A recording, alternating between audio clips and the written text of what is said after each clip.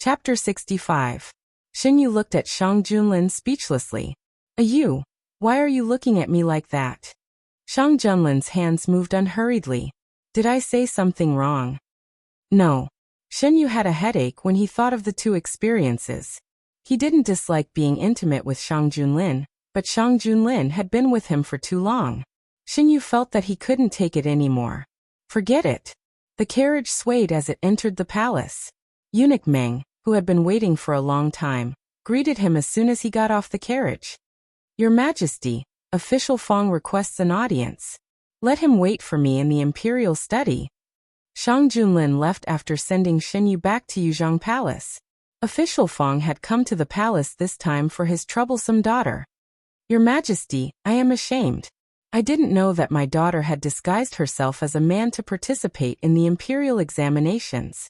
Official Fong knelt on the ground, his face full of regret. He knew that his daughter had great ambitions, but he didn't expect that she would really put them into action. If he had known, he wouldn't have taught her so many things since she was young and made her ambitious. Shang Junlin had an impression of this woman. He threw the booklet in his hand aside and said, "Tell me what happened." My daughter kept the news a secret until the results came out. She knew that she couldn't hide it anymore, so she told me. Official Fong was shocked by his daughter. He didn't have time to be surprised that his daughter had obtained excellent grades in high school. He asked her to tell him the story in detail. It turns out that before the new year, when she went to visit her childhood teacher, she somehow got a man's identity and participated in the local provincial examination. After she passed, she didn't tell anyone and kept it a secret. This time, she used the same trick and entered the examination hall with that fake identity again. The final court examination was to enter the palace to meet the emperor. Fang Jiai had told Shang Junlin in advance, so she was confident. That was why she dared to tell Official Fong the truth after the results were released. Official Fong rambled on for a long time. When he finished, he kowtowed heavily and said, "It's my fault for not teaching my daughter well. I am willing to accept the punishment." Is there a rule in Dahuan that states that women can't participate in the imperial examinations? Shang Junlin suddenly asked. No. Lord Fong didn't understand why Shang Junlin would suddenly ask such a question. He thought carefully about the laws of the Great Huan dynasty, and realized that there wasn't any rule that prohibited women from participating in the imperial examinations. It was just that after so many years, everyone had subconsciously thought that only men could participate. Realizing the meaning behind Shang Junlin's words, Lord Fong's eyes slowly widened. But there has never been such a precedent. His Majesty actually wants to use female officials? Master Fong couldn't believe his eyes.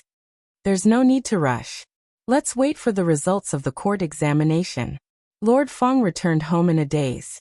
Lady Fong anxiously greeted him. How is it? She was also shocked by what her daughter had done. Ever since Lord Fong entered the palace, he had been feeling uneasy.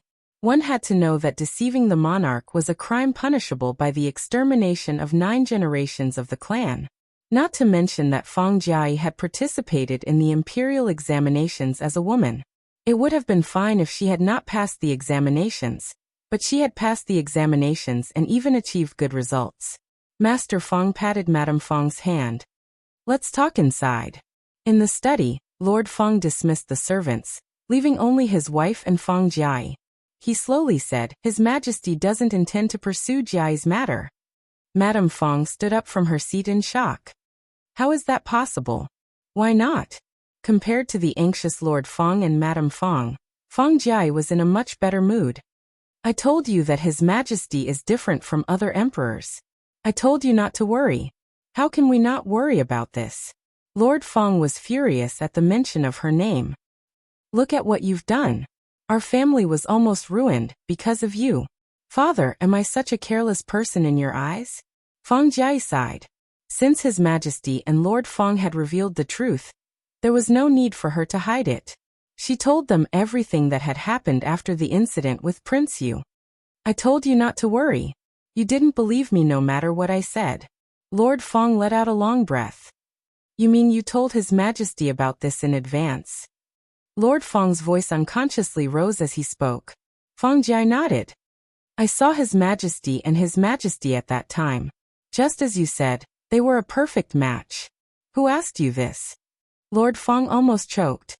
Why didn't you discuss it with me before you made a decision?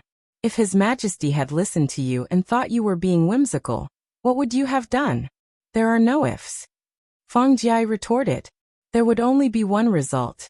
Otherwise, she wouldn't have had the chance to see His Majesty and His Majesty. Forget it. You've had your own ideas since you were young. Since you've made a choice, do it well. Don't let His Majesty down. Lord Feng waved his hand. What else could he say? Father, please don't worry. I won't go against my original intention. Madame Feng wiped the tears from the corner of her eyes. Why did you choose such a path? Just thinking about it made Madame Feng's heart ache. How much doubt would a woman receive from the outside world if she became an official? Her daughter grew up pampered and spoiled. Before she could choose a husband for her and watch her get married and have children, she had to watch her daughter run headlong into the power field. Feng Jiayi came over and hugged her mother. Mother, don't worry about me. With His Majesty and His Majesty as my backing, I'll be fine. Just comfort me. You're just like your father. You always make people worry. At that time, Lord Feng was just a 7th-rank official who had just entered the officialdom. The other princes were powerful and influential. He chose Shang Junlin, who was the least favored because Shang Junlin drove away the foreign enemies and recovered the country.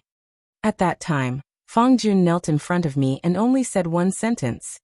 I'm loyal to De Huan and also to the person who can save De Huan. Shang Junlin refuted the opinions in the memorial and talked about what happened at that time. At that time, I was in a very difficult situation in the imperial court. Several princes were fighting to the death. Almost all the forces in the capital were involved. I led the army outside all year round and didn't have any help in the imperial court. It was Feng Jun who gathered the forces little by little, so that I wasn't in the dark in the imperial court. His Majesty was willing to give Miss Feng a chance because of Lord Feng. Xin Yu poured a cup of tea and put it in front of Shang Junlin. Shang Junlin picked up the teacup and took a sip. There's one reason. There's another reason.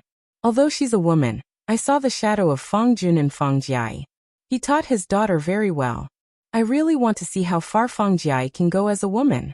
Your Majesty won't misjudge people. At that time, Xin Yu saw the conviction in Feng Jiayi's eyes. In the short time they spent together, Xin Yu could also feel that Feng Jiayi was a determined person. She had the gentleness of a woman and a heart that didn't lose to any man. The more they spent time together, the more Xin Yu couldn't figure out how the Prince of Yu defeated Shang Junlin in his previous life. Whether it was in terms of intelligence or other aspects, the Prince of Yu was no match for the latter. What was the origin of the book he read after his death? Who was the one who manipulated them? The development of this life was very different from his previous life. Xin Yu didn't know if they were out of control, but he would never allow the ending of his previous life to happen again. In the book, the Prince of Yu was crowned emperor. Xin Qingran was the mother of the world. However, Xin Yu destroyed the Prince of Yu's dream before his death and changed the ending of the book. It was clear that everything in the book could be changed. After the general examination was the palace examination. The palace examination was held in the imperial palace and was personally supervised by the emperor.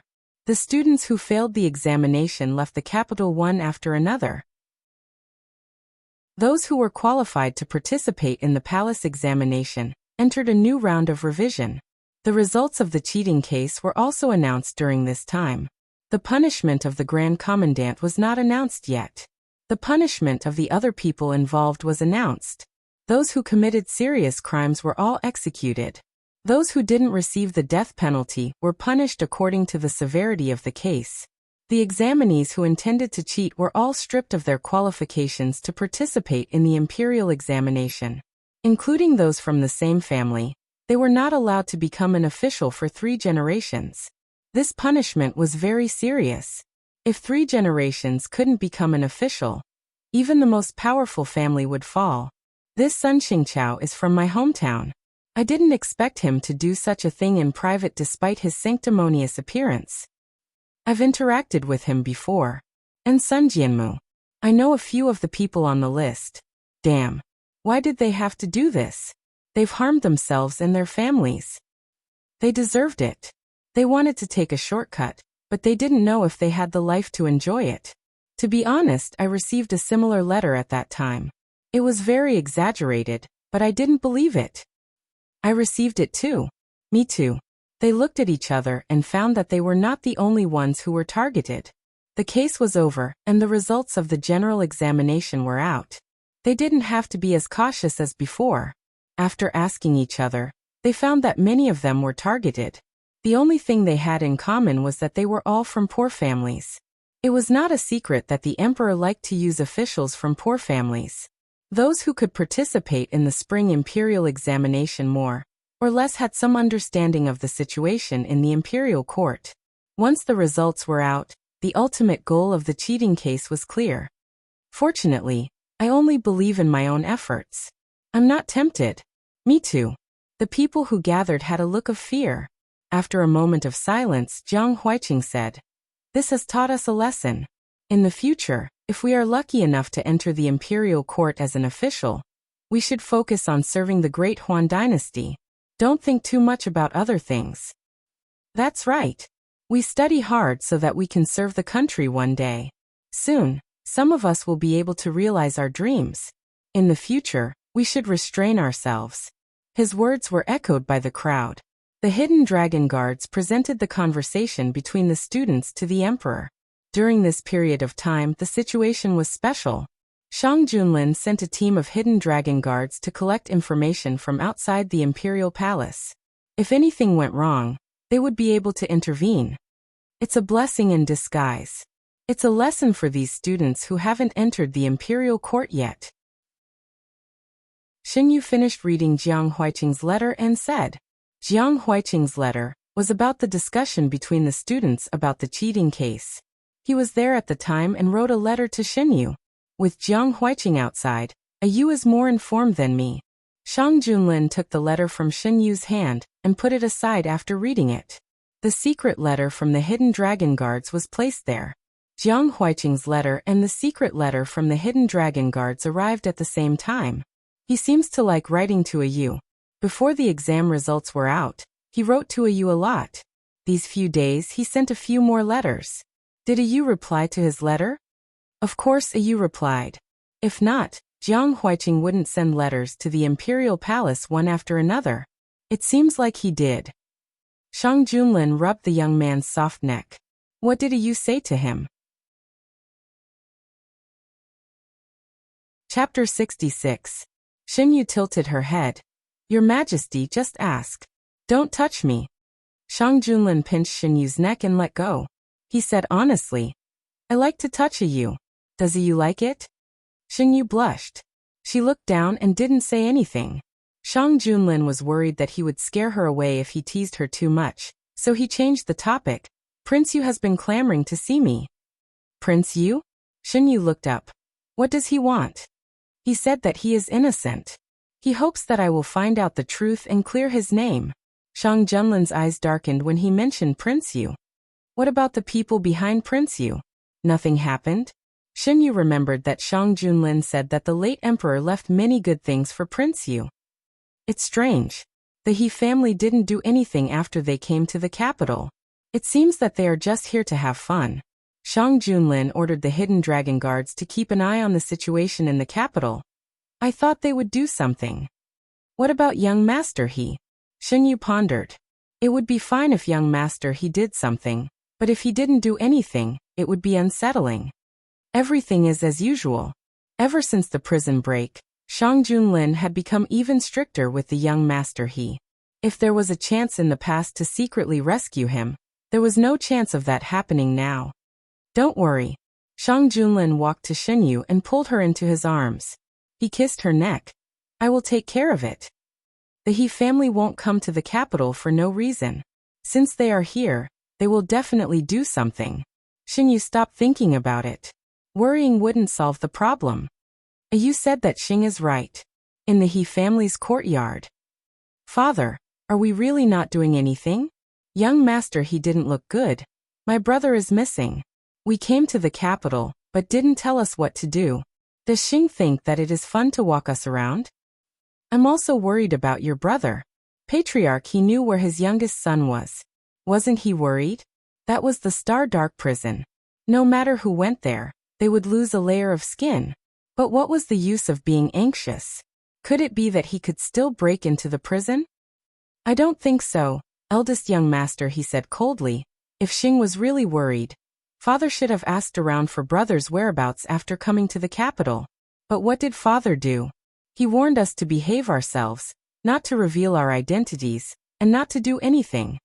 I naturally have my reasons for doing this. Patriarch, he said helplessly. What reason could there be? What's more important than finding my brother? Eldest young master, he was dissatisfied. I don't think father has any intention of looking for my younger brother. Father, you don't want a star. Give me some men, and I'll go look for a star myself. Shut up. Patriarch, he was so angry that he was trembling. What did my star say before we came? Be careful. The capital is not like home. If you are not careful, you will make a big mistake. Stay here. Without my orders, you are not allowed to step out of the courtyard. Eldest young master, he couldn't believe it. Father, you don't have to worry about your brother. I said that I can bring him back this time. Patriarch, he flung his sleeves and walked away. Eldest young master, he stood in the courtyard and slowly clenched his fists. Young master? The servant walked forward. Eldest young master and youngest young master were born from the same mother. They had a good relationship since they were young. If youngest young master went missing, eldest young master would be the most anxious. He finally had some clues but was told not to act rashly. How could he accept that? If father doesn't want to look for him, I'll go. You. Eldest young master, he pointed at the servant. Bring our men and secretly ask around. Remember, don't make too big of a commotion, and don't let father's men find out. Xing, the servant, replied and left.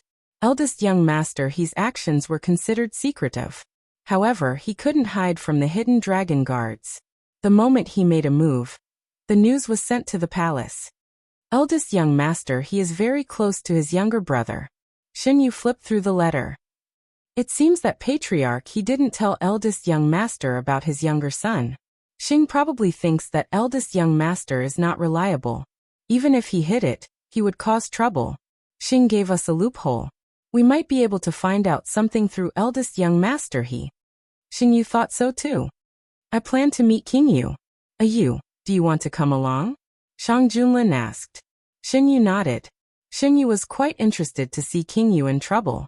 The beginning of spring had passed, and the weather was getting warmer.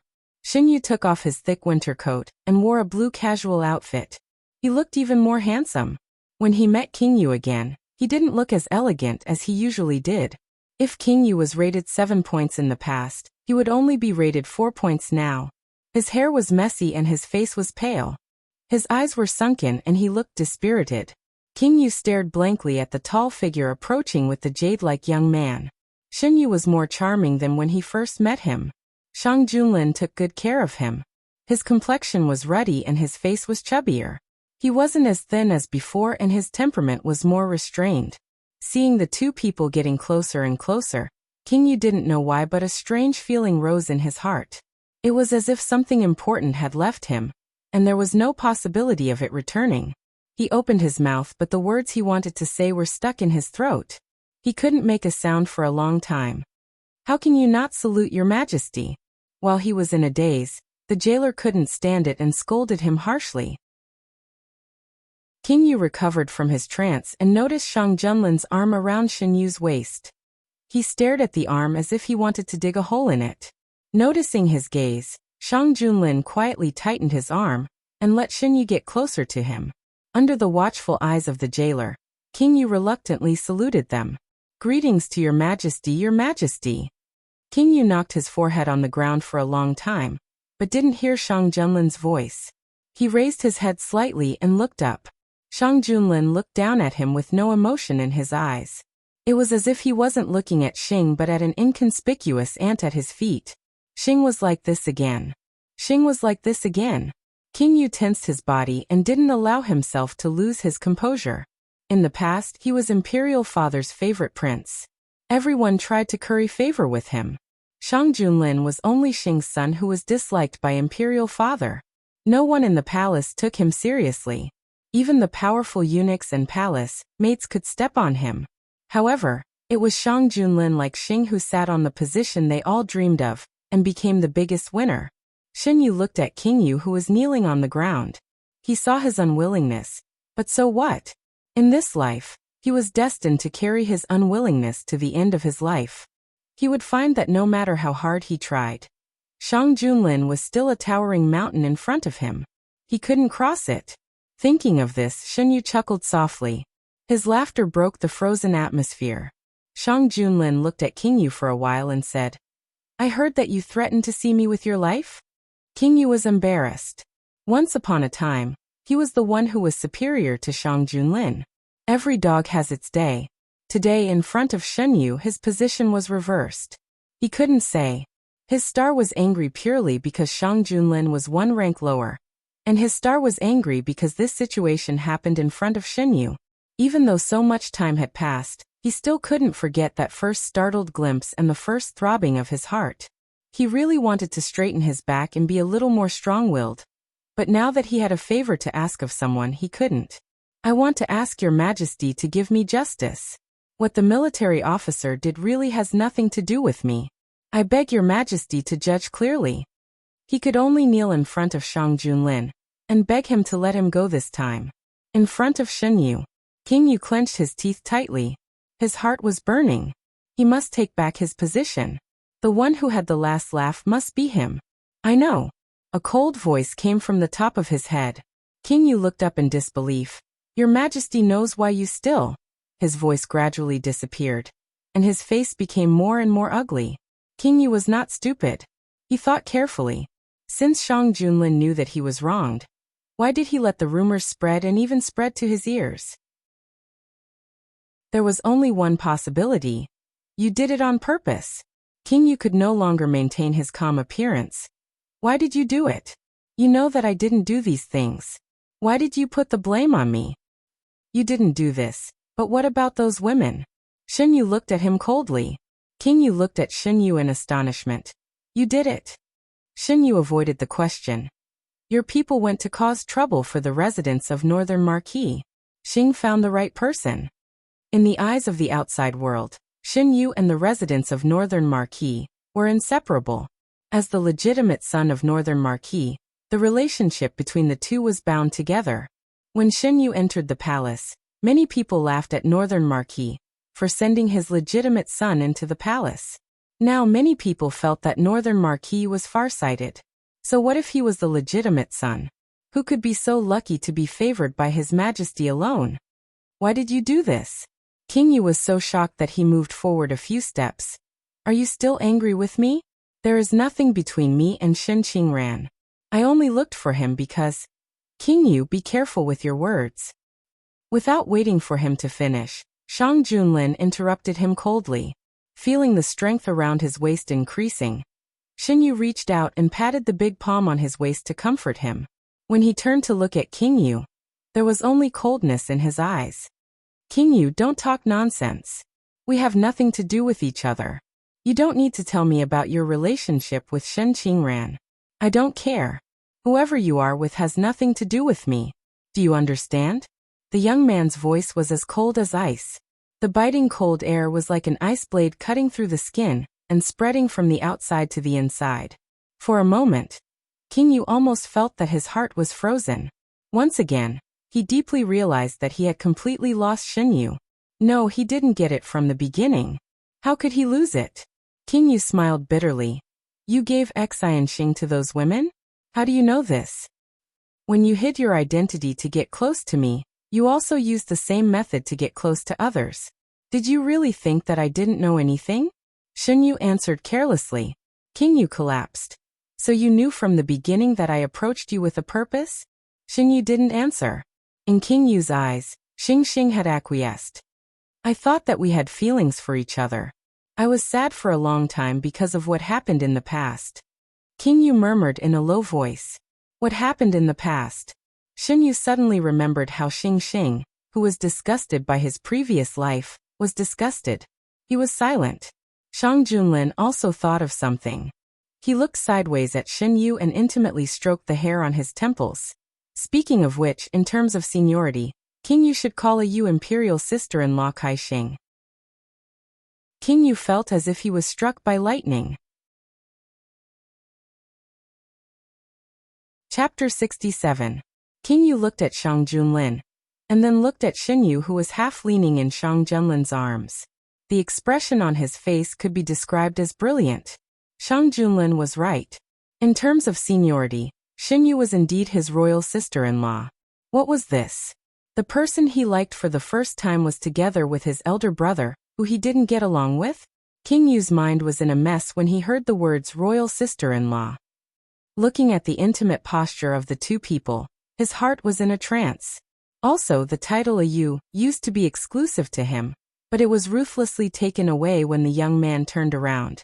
Now the only person who was qualified to call Xin Yu this way was Shang Junlin. Endless bitterness welled up in his heart. King Yu pulled the corner of his mouth, but his smile was uglier than crying. The coldness on Xin Yu's face was broken by Shang Junlin's words. Fortunately, he didn't laugh out loud. Especially when he saw King Yu's trance, his heart was even happier.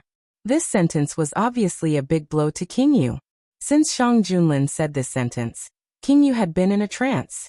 After a long time, King Yu barely recovered. Shang Junlin was talking to Xin Yu in a low voice. Xin Yu had a faint smile on his face, which was completely different from his usual cold appearance. The more King Yu looked at him, the more uncomfortable he felt. However, he refused to look away and stared at the two of them as if he was torturing himself. Noticing his gaze, Shang Junlin casually glanced at him. The warning in his eyes made King Yu tremble with fear. He panicked and looked away. Some people only know the meaning of regret after losing something. Xin Yu didn't know what King Yu was thinking and didn't want to know. The fate between him and King Yu was cut off by him in his previous life. Not to mention that in this life, even if there was no Shang Junlin, Xin Yu wouldn't turn back to King Yu. He would only torture people to death. The more King Yu cared about something, the more he wouldn't let him get it. Lowering his eyes and restraining the coldness in his eyes, Xin Yu lowered his head and looked at Yu Wang. Yu Wang, have you ever thought about the consequences of your actions on those women? What? Prince Yu was stunned by Xin Yu's sudden question. His eyes widened as he asked, "Are you speaking up for those women?" Ha ha ha. King Yu suddenly laughed. Speaking of harming these women, don't you think that your actions have caused more harm to them than mine? Xin Yu raised his eyebrows. You're the one who did something wrong. Why are you blaming it on me? Telling them the truth in advance is better than being kept in the dark by you for the rest of your life. At least I didn't let them lose face in public, and I didn't let them bring shame to their family. Xin Yu, oh Xin Yu, you've always been smart. Have you ever thought that when this matter is exposed, the one who will be hurt the most is not me, but those women? Xin Yu looked at him silently. Thinking that his thoughts had been seen through, the smile on King Yu's face widened. He looked at Xin Yu, the malice in his eyes undisguised. The outside world's rumors and the family's oppression will destroy these women. And the main culprit behind all of this is you. Xin Yu wasn't surprised by the sudden change in Yu Wang's attitude. In his previous life, he had seen every side of Yu Wang, so he knew this person very well. He said that he loved whoever he liked, but in fact, he only loved himself. Xin Yu didn't doubt that if Shen Qingran didn't have those useful strategies for Yu Wang in his previous life, the two of them would still be together. Seeing no change in Shen Yu's expression, Yu Wang's smile slowly disappeared. So you know that your actions will harm those women, but you still do it for your own selfish desires, right? Xin Yu looked at Yu Wang from top to bottom, and the sarcasm in his eyes was undisguised. Your Highness, Yu Wang really surprises people all the time. Yu Wang subconsciously wanted to refute, but Xin Yu didn't give him a chance and continued. So Yu Wang can only be Yu Wang for a lifetime, and your majesty will always be Dahuan's majesty. Yu Wang was shocked and jumped up regardless of etiquette. Don't you know that you can't talk nonsense? Yu Wang was shocked when his most secret thoughts were revealed. He knew that Shang Junlin might have realized that he had bad intentions, but so what? There was no evidence, and Shang Junlin didn't dare to do anything to him because of the late emperor's will. Except for Shang Junlin and his closest confidants, no one else should know about this. When he deliberately approached Xinyu, he didn't tell him about this. How did Xinyu know about it? Xinyu suddenly smiled, but the smile didn't reach his eyes. He intimately leaned on Shang Junlin and looked at Yu Wang with cold eyes. Your Majesty, do you think I'm talking nonsense? Yu Wang knows what you've done. Don't treat me as a fool. Shang Junlin responded to Xinyu's words. Sure enough, he knew everything. Yu Wang staggered back. After a series of blows, the bad premonition in his heart became stronger and stronger. Yu Wang, you don't have to worry about those women. His Majesty has already predicted the results you said. Without you, those women will only live better and better. Instead of worrying about others, you should worry more about yourself. There are some things that not everyone has the right to covet. Shang Junlin, you did it on purpose, didn't you? You used those women to catch me. And now you're telling me these things. From the beginning, you didn't plan to let me go, right? Yu Wang was no longer submissive after he figured out the cause and effect. Unfortunately, with Royal Father's last words just based on this, you can't touch me at all. Shang Junlin, so what if you're sitting in that position now? The person Royal Father likes has never been you. The late emperor's recognition is nothing. He couldn't even protect his own country. Xinyu said, the recognition of the world is the recognition. His Majesty has the support of the people. Or, do you think you're better than His Majesty? When the jailer heard this, he was shocked. He carefully looked at Shang Junlin's face, and secretly broke into a sweat for Xinyu. The late emperor was the late emperor. Even if His Majesty and the late emperor were not close, he was still the emperor of a country and His Majesty's father. Xinyu said that about the late emperor. When he saw Shang Junlin's face, he was surprised. Shang Junlin looked calm and didn't get angry because of Xinyu's words. There was even a faint smile in his eyes. Before he could look further, Shang Junlin glanced at him. When he looked at others, he didn't look as gentle as when he looked at Xinyu. Under his piercing gaze, the jailer quickly looked away and lowered his head.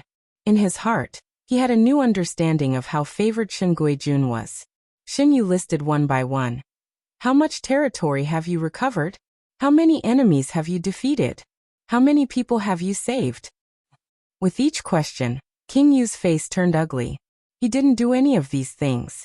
After listing, Xinyu raised his eyebrows slightly. So, how do you think you are better than His Majesty? King Yu was speechless. Yu is really good at talking. On the carriage back to the palace, Shang Junlin poured a cup of tea and handed it to Xinyu. Drink it to moisten your throat. Just now he talked too much. Xinyu was indeed thirsty. He picked up the cup and drank it in one gulp. I don't like him. He used to hide his identity and get close to me. His words belittled His Majesty. He doesn't even know if he is worthy. Shang Junlin was amused by Xinyu's straightforward words. You really thinks that I am so good? Of course His Majesty is the best. Xinyu opened his mouth and said nice words.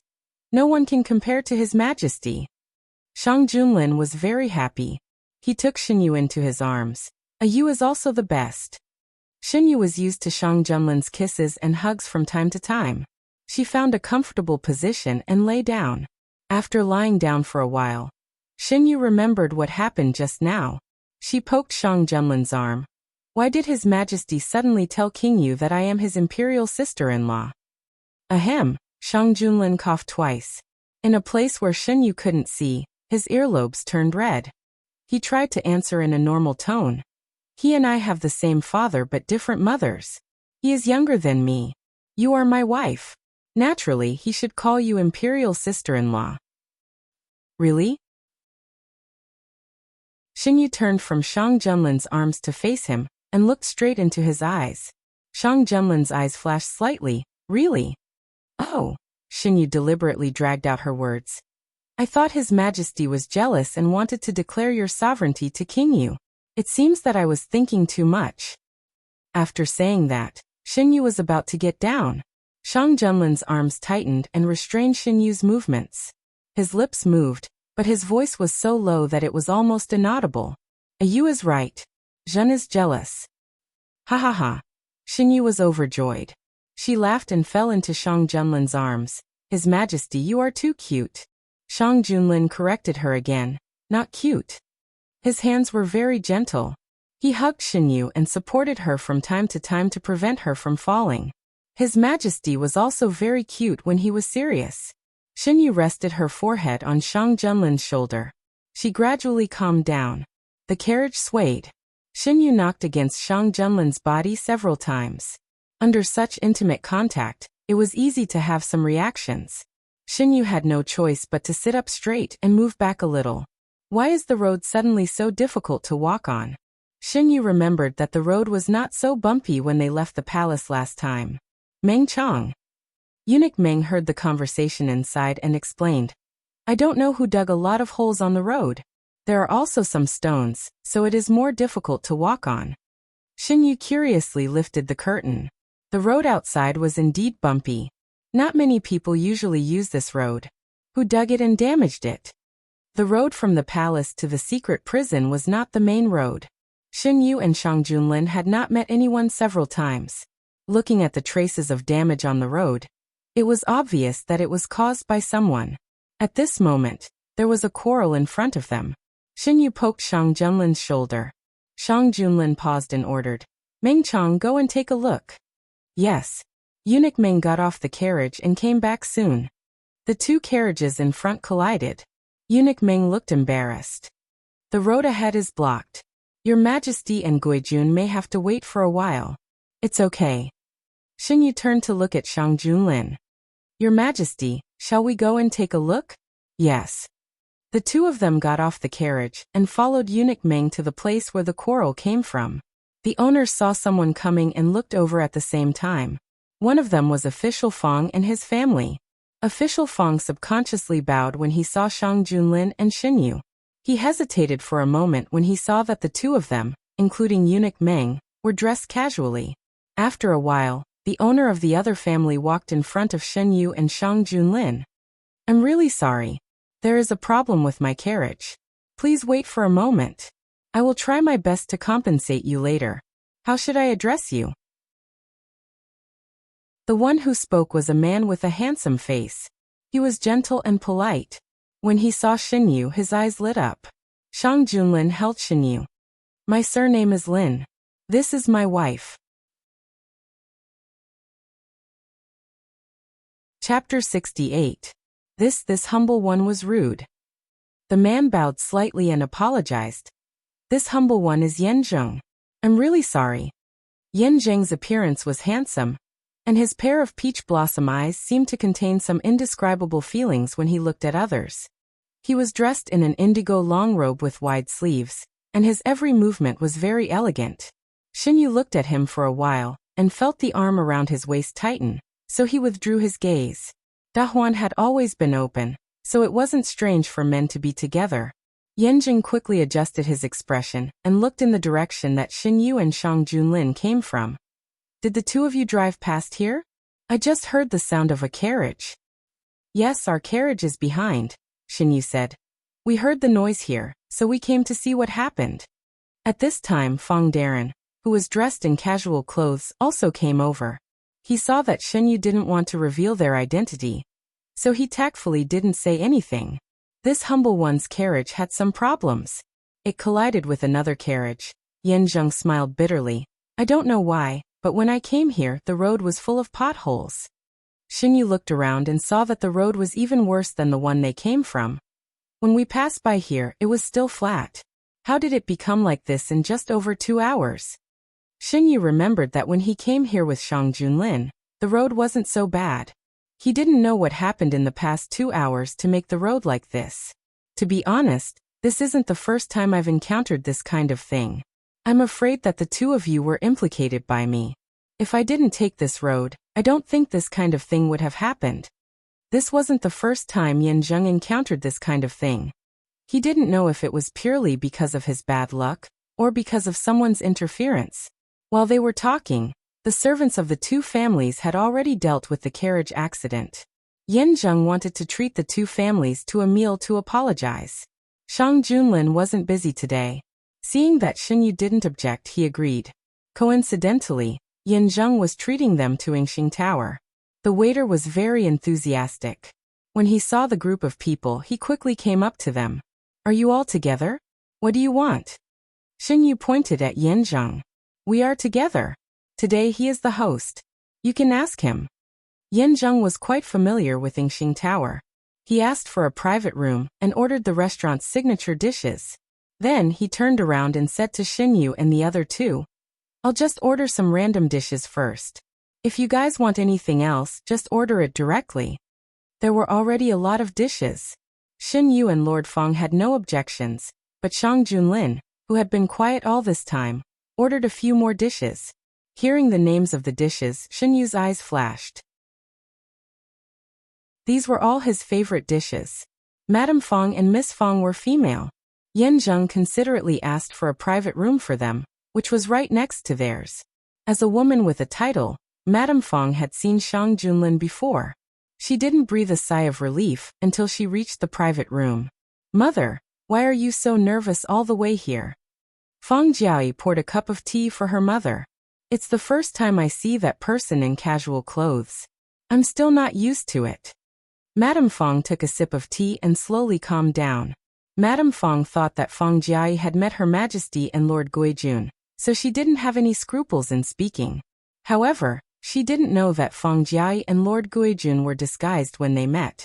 According to Lord Feng's attitude towards them, Feng Jiayi already had some guesses.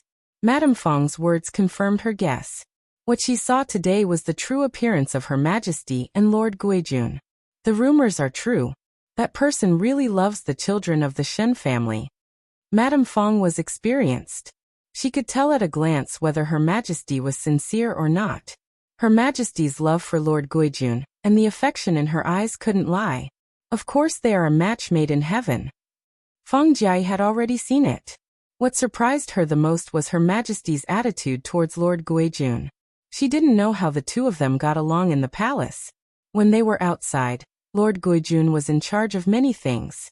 Madame Feng also agreed with this point. She smiled and said, In the past, I would never have thought that Her Majesty would be like this when she has a sweetheart. I don't know if you noticed, but they don't talk about seniority when they get along. She acts like an ordinary person who has fallen in love. Xinyu didn't know that Feng Jiayi and her son were talking about him and Shang Junlin in the private room. Yin Zheng was very enthusiastic, and his way of dealing with people was very comfortable. Under his intention, Shang Junlin wasn't as taciturn as usual. The small banquet could be said to be enjoyable for both the guests and the host. After it was over, Xinyu and Shang Junlin left first.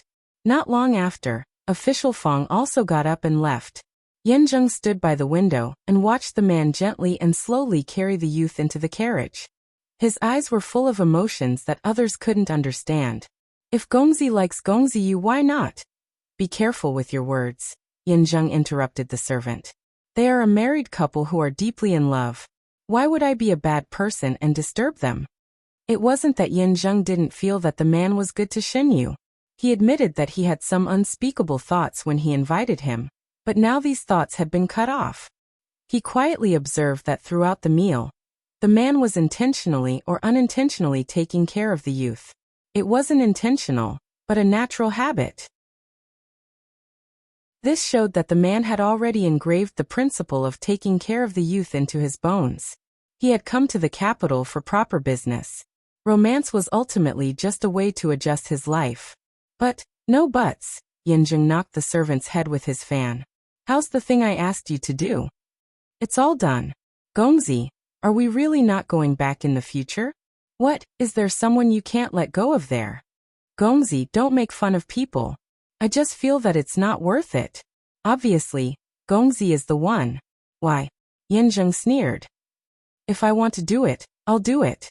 What's there to say about whether it's worth it or not? You're so young. Why do you have to worry so much? When have you ever seen your Gongzi suffer? Yin Zheng looked at the carriage in the distance. Judging from the temperament of the two people, he was afraid that their identities weren't that simple. Inside the carriage, Xinyu half leaned against the window. Your Majesty, who do you think dug up that road? Shang Junlin. That road has never been used by people. It's impossible for it to become like that for no reason. Moreover, we can only stay in the dark prison for 2 hours at most. If they want to do something, 2 hours is enough. Xinyu, this matter is directed at Yanzheng? Or is it directed at us? Shang Junlin, if it's directed at us, it doesn't make sense that it's just digging up the road. It's most likely directed at Yanzheng. Xinyu also thought so. Speaking of roads, Xinyu remembered something that Shen Qingran took out in his previous life: cement. The ratio of cement to cement was described in detail in the book he read after his death. Xinyu planned to write down the formula after returning to the palace, and see if he could try to make it. Compared to the current roads, cement roads were indeed much more convenient. After returning to the palace, the first thing Xinyu did was to sit in front of the table and write down the things in his mind from memory. After his death in his previous life, he stayed in that empty space for a long time. The only thing he could use to pass the time was that book. Xinyu read that book several times, especially the knowledge that didn't belong to this world. He carefully memorized it. At that time, Xinyu didn't know that he could be reborn. He memorized these things out of interest. He was very curious about the world Shen Qingran lived in before he transmigrated. From the things vaguely shown in the book, it wasn't difficult to speculate what kind of wonderful world it was. After the formula was sorted out, Xinyu put it in a small box. How to give it to Shang Junlin became a big problem. Of course, before it was officially put into use, it had to be tested first. Xinyu memorized the formula again and listed out some precautions clearly. Then he called Mushi over. Give this to the people in the village, and let them make it according to what I wrote. Yes. Mushi didn't ask any more questions, and put the box into his sleeve. How's the situation at Count North's residence? Sir Jinbei is still looking for trouble with the Prince of Yu's people. I don't know what Shen Qingran did to anger Sir Jinbei again. This time, even concubine Ru can't visit him. The cause was Prince Yu. Shen Qingran regarded Prince Yu as his last life-saving straw. Of course, he wouldn't easily break off the relationship with Prince Yu. He secretly revealed the matter of Count North's residence to Prince Yu's people, causing Count North to suffer a big loss. After knowing that it was Shen Qingran who did it, Count North was almost angered to death. I raised a good son for more than 10 years. Not only did he side with others, but he also told the enemy the weakness of Count North's residence. If I had known, I would have strangled him. Count North was so angry that his face turned red. Count North, please calm down. Qingran didn't do it on purpose. He is still young. I will teach him well. Concubine Ru grabbed Count North's hem and was kicked away. Still young? Count North was so angry that he laughed. Look at Xinyu. They are about the same age. How can Xinyu be so sensible and not bring trouble to the family? Look at your good son. What did he do? Not to mention the huge loss of benefits, the foundation of Count North was almost damaged. Count North valued Count North more than anything else. How could he tolerate this kind of thing? This marquis really regretted not wanting a good legitimate son and spoiling an ingrate. Duke Jinbei coldly glanced at concubine Ru. Pass down the order in the future. Without this marquis permission, no one is allowed to see that unfilial son. If I find out that he is communicating with Prince Yu's people again, don't blame me for being cruel. After driving concubine Ru away, Count North summoned his confidant for a discussion. Count North, don't worry. With the eldest young master here, Count North's residence will be fine. Don't bother Xinyu if you can. It's hard for him to do things in the palace. Let's solve the problem caused by Shen Qingran first. This matter was neither big nor small. Count North could solve it by himself, but it would hurt him a lot. When it came to the matters of the imperial court, Xinyu heard about it from Shang Junlin. I'll let someone watch over him. I'm worried that he will beg you. If you want to interfere, just tell me. There's no need to do it yourself. Shang Junlin played with a strand of Xinyu's hair that fell to her chest and said in a low voice, Your Majesty, you don't have to care about him. Xinyu lazily leaned in Shang Junlin's arms. He won't beg me. I'll listen to you. Shang Junlin picked up the strand of hair and kissed it. Your Majesty, do you really listen to me for everything? Xinyu became energetic. She rolled on the man's body and turned to face him. As if he had expected what Xinyu was going to say, Shang Junlin lifted his chin and kissed him on the lips. Except for this matter. Chapter 69. Xinyu shook his head and broke free from the man's grip. Your Majesty, do you know what I'm talking about? Every time. You is unwilling. Shang Junlin lifted his eyelids and looked at him. You don't want to care about me after you're satisfied. I'm not. Xinyu's face turned red. It's because your Majesty doesn't want to end it. If the imperial physician didn't say that Yu needs more rest, Yu would have fulfilled his duty. Shang Junlin's eyes lit up and he reached out to touch Xinyu's neck. Yu, don't you think so? Your Majesty, you have to follow the physician's advice. Xinyu had the imperial physician's words as a shield, so he was quite unscrupulous. You also have to restrain yourself. I'm already restraining myself. Shang Junlin's eyes were deep. Otherwise, do you think that I would let you go so easily? Because of Xinyu's body, they didn't do it many times and didn't really get to the point. Occasionally, they would use their hands or legs. Xinyu didn't want to continue talking about this dangerous topic, so he talked about another matter. Your Majesty, I made a new thing in the farmstead. I want to give it to your Majesty. What is it? Seeing that Xinyu was changing the topic, Shang Junlin didn't expose him, but his hands didn't stop moving. Xinyu's neck was very sensitive, especially around a small mole. Shang Junlin loved this place very much and liked to bite it when they were intimate. Your Majesty, let go of me first. Xinyu felt a numbing sensation spreading from the side of her neck. Shang Junlin stopped moving his hands, but he didn't want to move away. The man's body temperature soaked into her body through her skin. Xinyu couldn't do anything but sit up slightly. If your Majesty doesn't want to let me go, I'll go get it myself. It's in the compartment on the left. Xinyu pointed to the compartment beside Shang Junlin. Following Xinyu's guidance, Shang Junlin opened the lattice and took out a small wooden box without any decorative patterns. This. Yes, your Majesty, open it and take a look. Shang Junlin opened the wooden box with one hand and saw what was inside. He had no choice but to let go of Xinyu and unfolded the letter. In the beginning, Shang Junlin's attitude was a little careless. He always felt more relaxed when he was with Xinyu. As time passed, Shang Junlin's expression gradually became serious. After reading it, Shang Junlin closed the letter and reached out to pull Xinyu into his arms. His lips were close to Xinyu's ear. Did you also learn this from the journal? There was an item called cement written on the paper. In addition to how to make it, there was also a detailed description of its use. Shang Junlin was a qualified ruler. He immediately thought of the importance of cement when he saw it. For the country and the people, this thing could play a great role. Your Majesty, it's fine if you think so. Xinyu didn't want to hide the truth or tell the truth. He could only answer ambiguously. It's also called concrete. Shang Junlin gently bit Xinyu's earlobe. You really surprises me all the time. He saw that Xinyu didn't want to say anything, so he didn't force him. Xinyu was willing to give him this thing, which was enough to show how important he was to him. Otherwise, Xinyu could have not taken it out in order not to arouse his suspicion. Last time, when Xinyu gave him the flood control manual, after the official in charge of this area finished reading it, he told him that it was a very complete system. It couldn't be pieced together from various books. He directly asked him to find an expert, but Shang Junlin casually brushed him off. The people in my village have developed some products. Your Majesty, do you want to take a look? Seeing that Shang Junlin didn't intend to ask further, Xinyu was relieved. I'm afraid it's not easy to move it into the palace.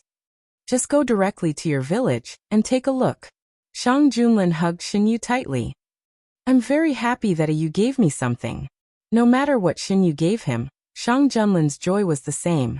What he valued was Xinyu's heart for giving him something, not the gift itself. After the two tidied up, they left the palace. The people in the village received the news that Xinyu and Shang Junlin were coming and made preparations in advance, especially regarding the cement. The person in charge carefully watched every place and didn't allow any mistakes to be made. While everyone in the village was looking forward to it, The carriage carrying Xinyu and Shang Junlin arrived late. The person in charge stood at the front, followed by the people who worked in the village. These people were Xinyu's own people. They already knew about the relationship between Xinyu and Shang Junlin from Mu Shi. Xinyu told Mu Shi to let these people treat Shang Junlin as half of their own people. As usual, Shang Junlin got off the carriage first. After he got off, he reached out to help Xinyu down. Xinyu could get off the carriage by himself, but Shang Junlin didn't let him. At first he wanted to carry Xinyu down, but Xinyu firmly refused. So he took a step back and helped Xinyu down. Xinyu also didn't understand what Shang Junlin was thinking. How could the dignified emperor fall in love with helping people get off the carriage? However, Shang Junlin insisted, so Xinyu could only let him do as he pleased. Today, the two of them were wearing clothes of similar colors. Standing together, it was very pleasing to the eye. The person in charge came up to them and said, "Your Majesty, Your Highness, everything is ready. Tea and snacks are also prepared. Take us directly to see the fruit." Xinyu interrupted the person in charge's long-winded speech. The person in charge brought the two of them over and roughly explained the process. Soon, they arrived at the destination. The open space was divided into two parts. The left side was a flat cement floor, and the right side was the place where the cement was mixed. There were piles of various raw materials, and more than 10 men in short clothes were busy. "This is the road that Your Highness said was paved." Xinyu walked closer with Shang Junlin. He had seen the finished product in his previous life, so he wasn't surprised. Instead, it was Shang Junlin who saw such a flat road for the first time. He couldn't hide the shock in his eyes. Xinyu saw that there were gaps in the road at intervals. He nodded with satisfaction and said, "Well done." The person in charge brought the two of them to the other side and said, "This place is solidified. You can walk on it. Even if it rains, it won't affect the road." The person in charge had received Xinyu's letter in advance, so he knew what to show.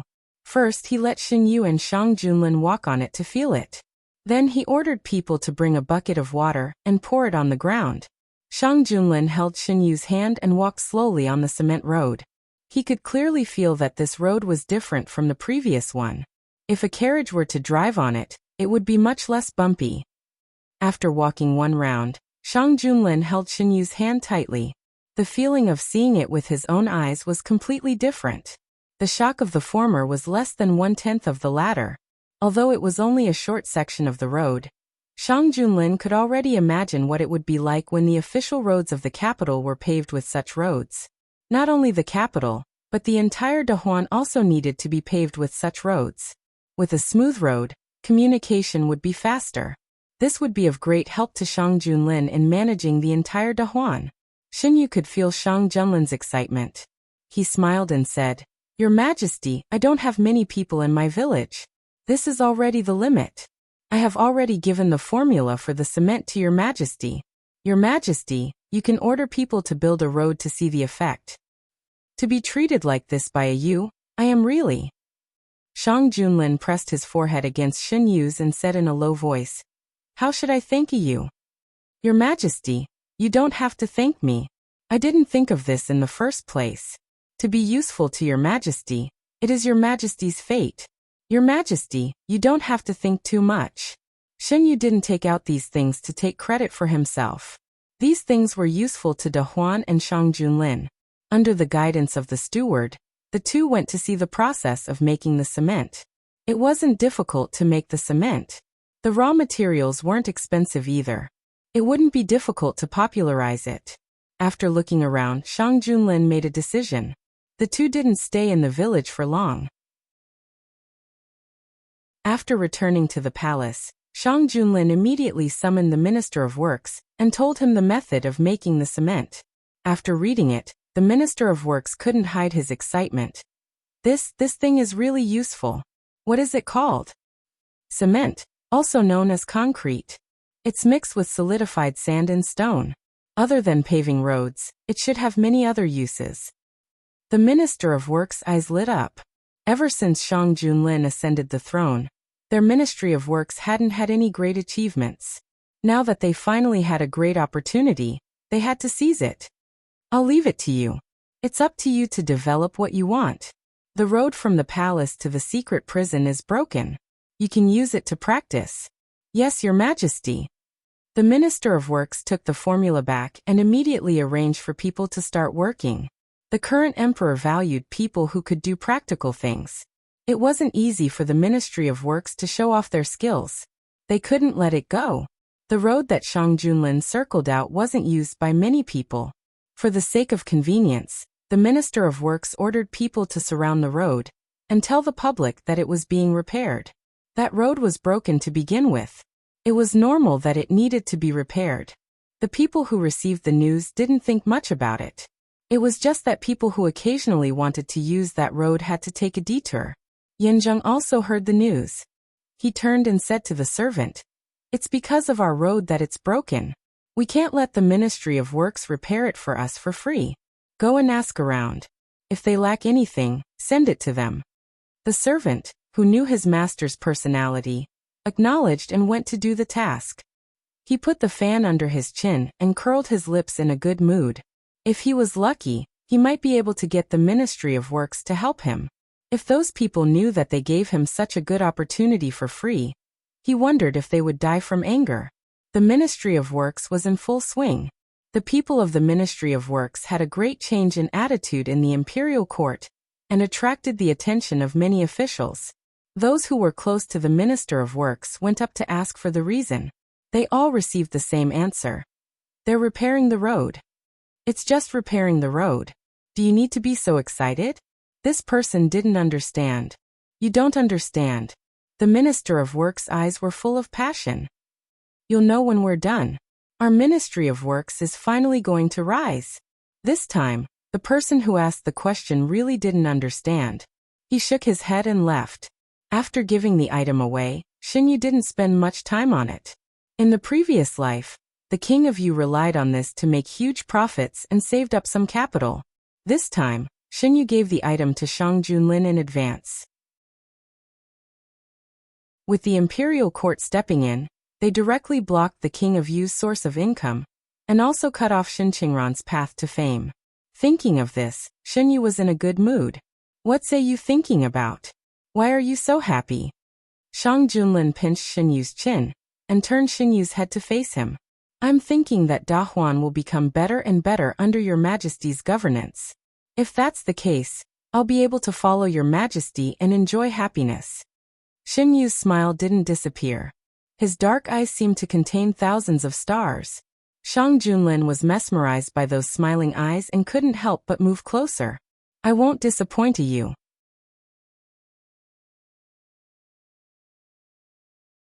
Chapter 70. The man's breath was getting closer and closer. Xinyu didn't dodge and just stared at him. Shang Junlin chuckled and kissed Xinyu's lips. The laughter disappeared as their lips met. The gentleness gradually became stronger. Xinyu's breath was unstable and he fell back. He was supported by a strong arm.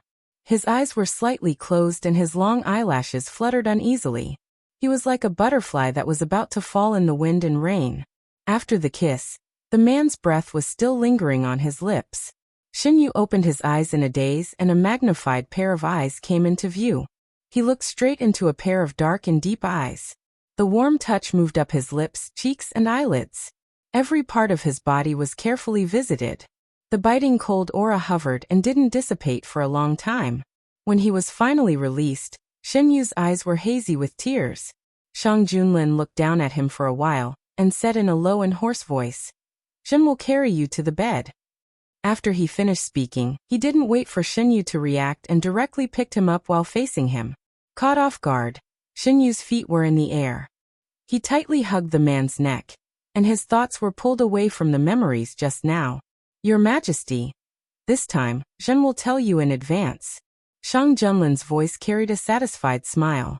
Xinyu reacted for a while, and then remembered that Shang Junlin was talking about what he had said before.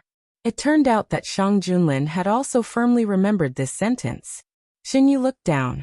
Because of his posture, he was taller than Shang Junlin. As he looked at the man from top to bottom, an indescribable feeling arose in his heart. It was soft and numb, sour and sweet. He didn't hate this feeling. He let it spread in his heart and slowly fill up his entire heart. Shang Junlin did not put him down. Instead, he carried him to the couch and placed him in his arms. Sometimes I wonder if you was specially sent to me by the heavens. Shang Junlin buried his head in Shen Yu's neck, his voice almost inaudible. When the great Huanxi clears, will you be taken away by the heavens? What are you thinking, Your Majesty? After being pulled back to reality by Shang Junlin's words, Shen Yu found it funny. I'm a living person. If I'm not liked by my father, where else can I go except by His Majesty's side? Shang Junlin tightened his arms and said in a low voice, You can't leave me. No one can take you away from me. Shen Yu raised his hand and patted the man's head. I won't. I live very well by His Majesty's side. If I leave His Majesty, where else can I live as freely as I do now? After Shen Yu finished speaking, he thought about it. Adding up his 2 lifetimes, this period of time after entering the palace was the most comfortable period of his life. Shang Junlin considered everything for him. Other than him, there was no one else in the harem. The palace rules were like decorations in front of him. Unknowingly, he had already received so much preferential treatment. Thinking of this, Shen Yu's gaze gradually softened. Shang Junlin was Shang Junlin, the emperor of the great Huanxi. He wasn't the king of Yu or anyone else. You promised me that if you were to disappear one day, I would find you no matter what. Shang Junlin left a trail of pecks on the side of Shen Yu's neck. In the past, he ascended the throne to protect himself. He developed the great Huanxi because it was his duty. He didn't want to be like the previous emperor, who caused the people to suffer because of his own selfish desires. What was the difference between him and the previous emperor that he had spurned? Now he was very glad that he was the emperor of the great Huanxi. He had enough power to protect Shen Yu. In the future, he would work harder to develop the country. Only in this way could his Yu live more freely under his wings. After the excitement, the Minister of Works began to worry. Developing new things required a large amount of money. The Minister of Revenue was like a miser on this matter. The two of them argued a few times before the Minister of Works finally managed to get a sum of money. However, this could only solve the problem for a while. The Minister of Works sat in his seat with his brows tightly knitted. He was thinking of a way to get some money from the miser Minister of Revenue. Sir, are you still worried about the money? A subordinate walked in and asked when he saw the Minister of Works frowning. This kind of thing wasn't a secret in the Ministry of Works. Everyone knew that every time the minister wanted to do something new, there would be such a situation. Yes, it's enough for the early stages. What about the later stages? The Minister of Works frowned deeply. The subordinate's heart skipped a beat. He thought of the person he met 2 days ago and said tentatively, What a coincidence, sir. In the past 2 days, a man who claimed to be Yin Zheng came looking for me. He said that the road was damaged because of him. He felt very sorry and wanted to make up for it. That road was indeed damaged by someone, but what does that have to do with Yin Zheng? The Minister of Works wasn't easily persuaded. Sir, why don't you meet him first? I can see that Yin Zheng's eyes are clear. He doesn't seem to have any bad intentions. Of course, I'm not a good judge of character. Sir, you have to see for yourself, the subordinate advised. We're working for Dahuan. How can we let the commoners pay for it? The Minister of Works still didn't agree. Sir, to tell you the truth, it was that young master who took the initiative to look for me. His manservant has been walking around here all this time. That young master Yin said that he came from the south to do business. That road was damaged because of his past grievances, and he would feel bad if he didn't do something. You can leave first. We'll talk about this later. After thinking about it, the Ministry of Works minister still went to ask some people. Indeed, it was as his subordinate had said. There was a young master called Yin Zheng who had been walking around the Ministry of Works recently. There were quite a few people who knew about this matter. The Ministry of Works minister dispelled half of his doubts and decided to meet him first. If it was really just to make up for the damaged road, he wouldn't have to be so thick-skinned as to argue with the Minister of Revenue. Yin Zheng waited for a few days in the newly bought courtyard. As expected, the people from the Ministry of Works came. What happened that day didn't seem fake. After talking for a while, both sides had a certain understanding of each other. After thinking about it, the Minister of Works still went to the palace. Do you still remember the people we met outside the palace last time? After returning to Yuzhang Palace, Shang Junlin pulled Xinyu to sit on the swing. The weather was gradually getting warmer. When the temperature was high in the afternoon, Xinyu liked to bask in the sun outside. His favorite was the swing that Shang Junlin had made for him. He sat on the swing with a book in his hand. He didn't need the palace servants to push him from behind. The swing swayed gently. The sunlight shone through the gaps between the leaves like naughty little elves jumping on the young man's body. With Shang Junlin around, Xinyu felt more relaxed sitting on the swing. Half of his body leaned on the man's body. He searched his memory and said, "Yan Zheng?" It's him. He recently went to the Ministry of Works. Shang Junlin held Xinyu's slender fingers and bit them gently. Why did he go to the Ministry of Works? Xinyu didn't understand. He said it was to make up for the road that was damaged because of him. Shang Junlin's tone was a little careless when talking about this person. Xinyu, is the Ministry of Works short of money? Shang Junlin. As expected of you got the point immediately. Xinyu chuckled. If it wasn't for the lack of money, the Minister of Works wouldn't know about this person. You is right. Recently, the Minister of Works has been arguing with the Ministry of Revenue for money.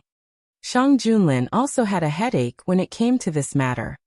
The Ministry of Revenue is in charge of the National Treasury. The Minister of Revenue and the Minister of Works have always been on bad terms. Every time the Ministry of Works wants to do something, they will make a scene. If they want to develop something new, it will require a lot of money. Xinyu was very clear about this. I originally planned to give him a sum of money directly from my private treasury. Your Majesty, you can't. Before Shang Junlin could finish, Xinyu interrupted him. If there's a first, there will be a second. Your Majesty can't always use your private treasury to support the Ministry of Works. I think you can accept Yan Zheng's funding. Shang Junlin stopped playing with Xinyu's fingers. What do you mean? If it's taken from the people, it's used for the people. When the time comes, this cement will definitely be used on the people. If Yan Zheng took the initiative to ask for compensation, it's better to change the compensation to sponsorship. When the cement is used in the future, we can announce to the public that this is sponsored by Yan Zheng's industry. The Ministry of Works will have the money for research, and Yan Zheng's reputation will also be known. It can be said to be mutually beneficial. Xinyu had seen this method from that book. In the world before Xin Qingran transmigrated, business was very developed. Many merchants used this method to make their products famous. When more people knew about it, there would naturally be many buyers. Sponsorship? That's a good idea. Dahuan doesn't restrict merchants. Through this method, we can also control the merchants in Dahuan. You is really creative. Xinyu recalled what the book said and continued. The thing that merchants don't lack the least is money. However, merchants can't enter the imperial court as officials.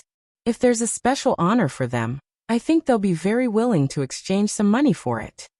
Merchants value profits and reputation. Instead of letting a lot of money rot in their hands, it's better to give up a part of it in exchange for the imperial court's reputation. That way, it'll be much more convenient to do things outside. The more Shang Junlin thought about it, the more he felt that this method was good. He buried his face in Xinyu's hair and gently sniffed. His Yu was really a treasure. She surprised him every moment. As for the specifics, Your Majesty and the other ministers can discuss it. I just proposed a general idea. Whether it can be implemented or not depends on the situation in Dahuan. There's only one point. We can't let this method become a weapon for some people to fill their own pockets. Xinyu lowered her eyes. In her previous life, the King of Yu had also implemented this method. However, because of some people's greed, they completely changed their original intention. In the end, it led to the collapse of Dahuan's commerce. Even after Xinyu's rebirth, it still hadn't recovered. We know. This matter needs to be done slowly. Xinyu believed that Shang Junlin could do it well. To be honest, Shang Junlin's ability as a ruler was much stronger than the King of Yu. She didn't know what the person who wrote the book was thinking, letting the king of Yu ascend the throne. According to what Xinyu knew of her previous life, even if the king of Yu ascended the throne, Dahuan wouldn't be able to go far under his leadership. The inside was rotten, and there were strong enemies spying on the outside. On the surface, it seemed to be thriving, but in reality, it was a building on the verge of collapse. Xinyu nestled in Shang Junlin's arms and slowly yawned. "Your Majesty, isn't the court examination time coming soon?" "That's right. Does you want to go with us to take a look?" Shang Junlin gently stroked Xinyu's back and said in a gentle tone. He selfishly wanted Xinyu to go with him. Because of entering the palace, Xinyu lost the opportunity to take the imperial examination and become an official. Although Xinyu said that he didn't care, Shang Junlin still wanted to bring him to personally experience it. "What identity do I have to go with? Disguise as a little eunuch serving your Majesty?"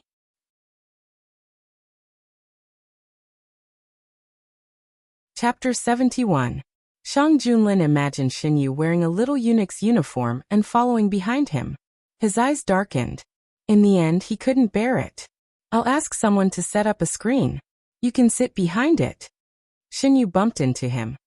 "Does your Majesty want to take revenge on me for placing you behind the screen?" At that time, Xinyu wanted to establish his authority in Yuzhang Palace, and Shang Junlin refused to go anywhere else. Xinyu had no choice but to ask someone to set up a big screen in the main hall, and let Shang Junlin sit behind it. "Am I so petty in your eyes?" Shang Junlin pinched Xinyu's cheek. Xinyu muttered in a low voice. "Your Majesty has used Shen Qingran's letter to me to take advantage of me a few times." Shang Junlin's ears were sharp, so he clearly heard this sentence. He pinched Xinyu's cheek and shook it from side to side. "If you didn't refuse, why would I find these excuses?" He wished that other men's names would never appear beside Xinyu's ears. Xinyu didn't want to admit this. He shook off Shang Junlin's hand. "Your Majesty likes to torture people. How can you blame others?" If Shang Junlin didn't push his luck again and again, would Xinyu have to find ways to refuse? Yes, it's all my fault. I didn't work hard enough and didn't make you comfortable." Shang Junlin let go of Xinyu's soft cheek and kissed the reddened part. Xinyu was rendered speechless by Shang Junlin's deliberate distortion of his meaning. He finally understood that he had no chance of winning against Shang Junlin in this matter. He sat up straight and patted Shang Junlin's shoulder to vent his anger. "Your Majesty has worked very hard. Really, if you work harder, you can find someone else." She was already tormenting him to no end. What else did she want? You can't say such things carelessly." Shang Junlin forcefully held Xinyu's waist and pulled her into his arms. Then he fiercely bit Xinyu's lips. "Ugh!" Xinyu cried out in pain. Soon he tasted the taste of blood in his mouth. "Your Majesty." Xin doesn't like to hear such words. Shang Junlin released Xinyu's mouth and gently kissed away the blood on his lips. Zhen's everything can only be yours." The man's aura was terrifying, like a storm that swept through everything. Xinyu, who was in the center of the whirlpool, could deeply feel Shang Junlin's mood at this moment. "All right, Your Majesty, I'm just talking nonsense." Xinyu chased after Shang Junlin. When he was about to leave, she took the initiative to kiss his lips. "Of course, Your Majesty is mine. No one can take Your Majesty away from me." Under the comfort of Xinyu, Shang Junlin's terrifying aura gradually calmed down. He didn't take back the initiative immediately. Instead, he enjoyed Xinyu's rare initiative. There was a faint fragrance on the young man's body. It was very light and could only be smelled when one was close to him. Shang Junlin liked this smell very much. Xinyu didn't go deep. Instead, he just rubbed his lips. His lips were still injured, so the faint taste of blood spread in their mouths. Feeling that Shang Junlin had calmed down, Xinyu gradually withdrew. How could Shang Junlin let go of such a good opportunity? At the moment when they were about to separate, he moved his hand behind Xinyu's head and used a little force. Xinyu was forced to bump into him. Compared to before, Shang Junlin's kiss was much gentler this time. Although it was gentle, it had a strong force that couldn't be refused. Under the leafy tree, the man in black tightly held the blue-clothed young man in his arms. The shadows of the trees danced, and occasionally, a few birds circled above their heads. A breeze blew, and the branches and leaves swayed, causing waves of ripples. The mottled light fell on their heads and bodies. The swing gently swayed with their movements. It was a quiet afternoon, and everything was leisurely and beautiful. After being inspired by Xinyu, Shang Junlin summoned the important ministers for a discussion.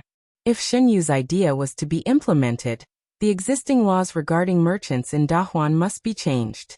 After proposing Xinyu's idea, the imperial study room fell into a long silence. After a long time, the prime minister hesitantly said, "Although this method is against common knowledge, the benefits far outweigh the disadvantages for Dahuan. I think it can be implemented. They're just merchants. Do you think the national treasury will be short of money? Compared to the previous dynasty, Dahuan already treats merchants very well. I don't think it's necessary to give them more preferential treatment. Your Majesty, it's not good for the country to encourage the merchants to be arrogant." Some ministers disagreed. The Minister of Works and the Minister of Revenue looked at each other. This time, they reached an agreement. "Your Majesty, I think this method is feasible." "I also agree. Merchants are also citizens of Dahuan. There's no reason to be too harsh on them. We just need to give them more honor, and let them have a greater sense of belonging to Dahuan." After arguing back and forth, those who agreed with the idea gained the upper hand. "I don't know who came up with this idea. Such a talented person shouldn't be buried." The Prime Minister had a good impression of the person who came up with this idea. "Guijun accidentally mentioned it to me." Speaking of Xinyu, Shang Junlin's expression softened at a speed visible to the naked eye.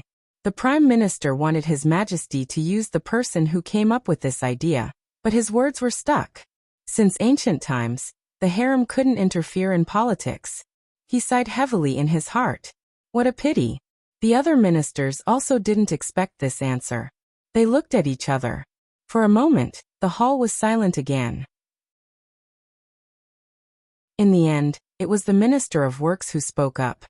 "Guijun is a talented person.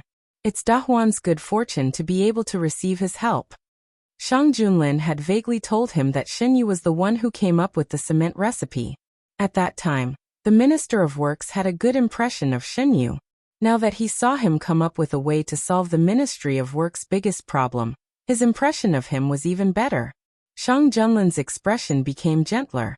"First, come up with a plan for how this will be implemented. Before it is officially implemented," Shang Junlin paused. "First, experiment with what the Ministry of Works is currently doing." "Yes, Your Majesty." On the way out of the palace, several ministers gathered together to talk. "It's really a pity for the child of Count North. In the past, there were rumors that he had deep thoughts. I don't know what Count North was thinking, sending his son into the palace. In that kind of situation, who didn't know that being sent into the palace was equivalent to being abandoned? The only son, Count North, was given up just like that. It was really an eye-opener. At that time, Count Jinbei favored his concubine and her child. Later, the child was involved in the matter of Prince Yu. In my opinion, the son of the first wife is the son of the first wife. Not any Tom, Dick, or Harry can climb to the head of the first wife. Count Jinbei favored his concubine and gave birth to a child, but did not care about the son of the first wife. That's right. Compared to his son, Shen Guijun is much more outstanding. I don't know if he regrets it now." "What's the use of regretting it now? Did Count North regret it?" "Regret? He regretted it so much that his intestines turned green." After Xinyu entered the palace, Shen Qingran repeatedly sought death and wiped out the last bit of father-son affection in Count Jinbei's heart.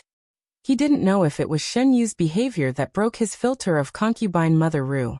Now, no matter how he looked at it, concubine Mother Ru was an ordinary woman who couldn't be more ordinary. He even began to wonder if he, who was infatuated with concubine Mother Ru, had been poisoned. What the eye doesn't see, the heart doesn't grieve over. After concubine Ru made trouble 2 more times, Count North was only fed up with her. At this time, he was in a terrible state to clean up the mess caused by Shen Qingran. So he impatiently locked concubine Ru up. Concubine Ru, who had been in the limelight for more than 10 years in Count North's mansion, fell down like this, which caused a lot of people in the mansion to sigh. What's wrong with this eldest young master? Once he makes a move, you will have no power to resist. A concubine who had stayed in the mansion for a long time sighed. Yes, a few months ago, who would have thought that concubine Rue, who was treated like a madam in the mansion, would have such a day? After all, she is just a concubine. She relied on Count North's favor to act like a tyrant. I have disliked her for a long time. A legitimate son is a legitimate son. She wants to help her son ascend the throne, but she doesn't know whether Dahuan's laws will allow it. Yes, some people are cheap and biased. If it wasn't for Madame, would she be where she is today? Be careful with your words. You can't mention that person. In the courtyard separated by a wall, concubine Rue clenched her fists tightly, her nails deeply sinking into her flesh. She knew that those people deliberately said it for her to hear. After being suppressed for more than 10 years, she had to seize the opportunity to hit someone when they were down. The news of Count North's mansion was passed to Shen Yu's ears through Mu Shi. Serves them right. Concubine Rue probably didn't expect that there would be a day when the wheel of fortune turns. After reporting the situation of Count North's mansion, Mu Shi was very relieved. However, young master, did you expect everything before you left the mansion?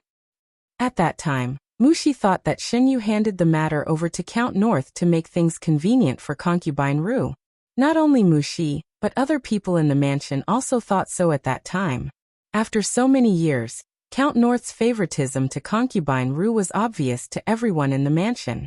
Handing the matter over to Count North to handle was obviously giving Count North a chance to cover up someone. Shen Yu carelessly fiddled with Junling, which was growing better and better. I just let her know what kind of person Count North is. If I deal with concubine Rue, she will only hate me in her heart. What if the person who sent her to hell was Count North, who had always doted on her? She thought that she had walked into Duke Jinbei's heart, but she didn't know that it was only because she didn't touch Duke Jinbei's interests. You see, I didn't do anything in the palace, but she already knew how heartless Duke Jinbei is. Young master, you are so thoughtful. Shen Yu chuckled and didn't say anything. Killing someone was just a matter of nodding his head. He had many ways to get rid of concubine Rue, but he didn't do it. What he wanted was to let concubine Rue see with her own eyes how hypocritical Duke Jinbei was. She thought that her deep feelings were nothing in Duke Jinbei's eyes. He could give her infinite love and let her do whatever she wanted in Duke Jinbei's mansion. But he could also take back everything and let her be bullied by everyone. She was not worth mentioning in his heart. Her past glory was just a joke. Shen Yu wanted her to deny everything in the past. This made her feel much worse than him doing it himself. The Moulin orchid sent by Shang Junlin had passed its flowering period. Shen Yu put the 2 pots of flowers together and looked at them carefully. Ayu is taking care of these flowers again? Shang Junlin strode in and touched Shen Yu's face. Ayu seems to be very happy today. Is it that obvious? Shen Yu touched his face, but forgot that his hand had just touched the mud. His white jade-like face was suddenly stained with mud. Shang Junlin lifted Shen Yu's chin and slowly wiped it for him. Ayu, accompany me to the palace examination tomorrow. You don't have to disguise yourself as anyone, just follow me. What you have missed, we will make up for you one by one.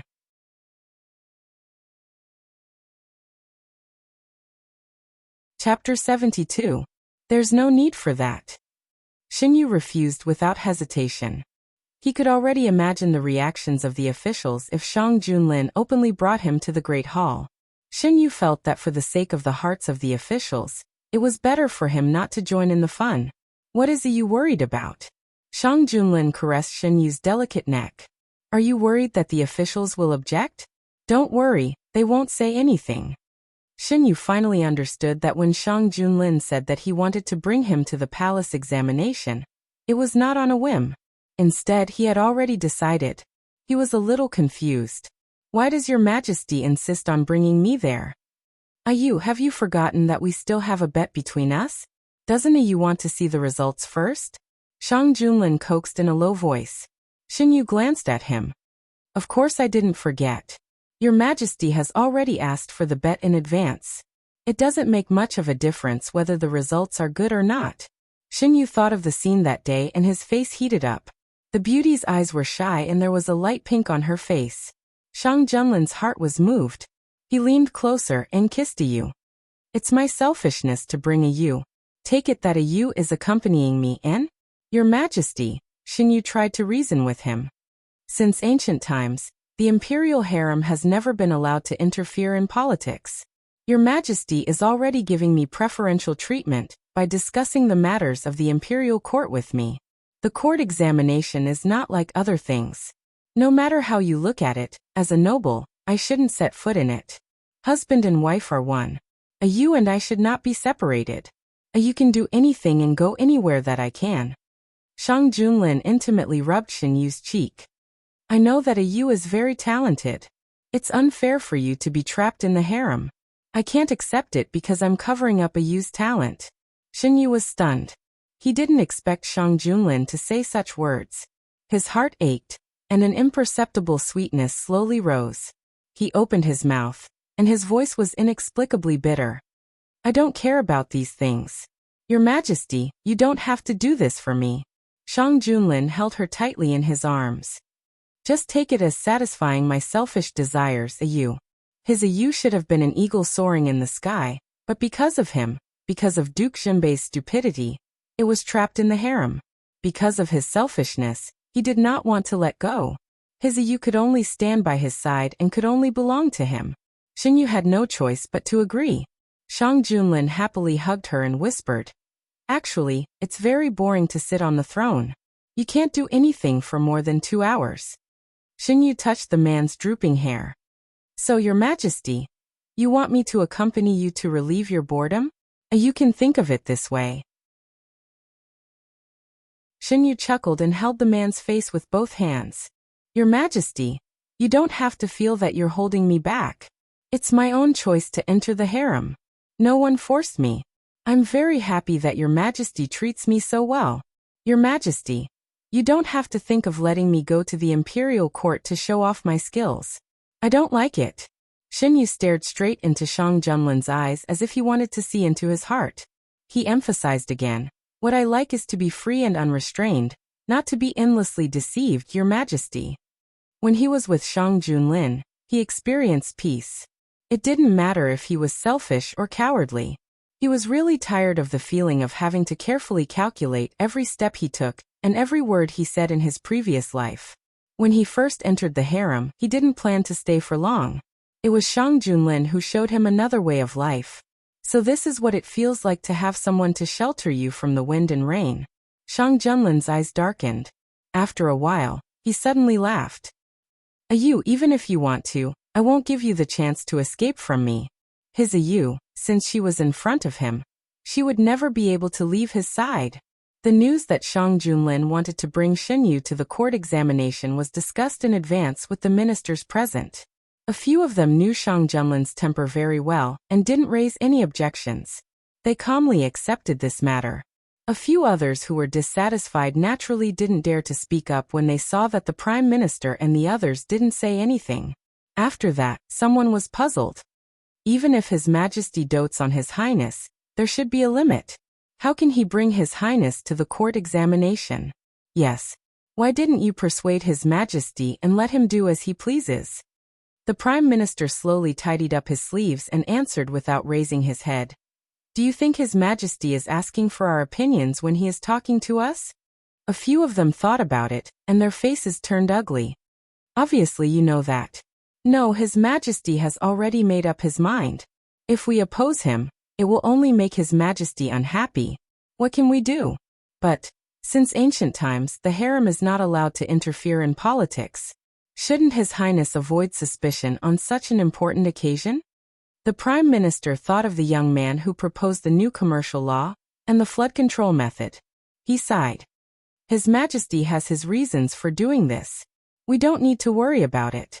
If it weren't for Count Bey's muddle-headedness and being trapped in the harem, the young man would have been able to shine in the court. Seeing that the Prime Minister was firmly on His Majesty's side, the officials had no choice but to shut their mouths. They would never dare to talk to His Majesty about this. The students who failed the metropolitan examination had left the capital one after another. They either found a job or returned to their hometowns to prepare for the examination. They would take the examination again in 3 years. Jiang Huiqing and He Qingyu were the top few students in the metropolitan examination. After dealing with all the guests, they went into seclusion to prepare for the court examination.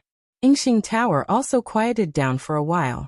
After the Minister of Works received His Majesty's permission, he sent someone to find Yan Zheng to discuss the sponsorship. After hearing what the person from the Ministry of Works said, Yan Zheng put away his fan. This method is too beneficial for us businessmen. I didn't expect to get such a great benefit. Young Master Yan, you don't have to say that. If it weren't for your kindness, we would still have to worry. The person who came had a good impression of Yan Zheng and spoke with a hint of intimacy. As they exchanged cups, the atmosphere became more and more lively. Yan Zheng had been a businessman for many years and was able to twist black into white. The person from the Ministry of Works had never seen such a scene. After a few words, he was able to get a lot of information out of him. However, Yan Zheng was used to being strict. He only asked about trivial matters. Even if the person sobered up, he wouldn't think that there was anything wrong with what he said. Did His Majesty come up with the idea of sponsorship? Yan Zheng looked up. The servant beside him hurriedly poured wine for the two of them. The wine was of the highest quality. It tasted fresh and fragrant. It was a good choice for welcoming guests. The person from the Ministry of Works was already a little drunk, but his mind was still clear. He knew what to say and what not to say. He lowered his voice and reminded Yan Zheng. The higher-ups may be making a big move. Young Master Yan, you have to seize the opportunity. After getting the information he wanted, Yan Zheng knew when to stop and naturally changed the topic.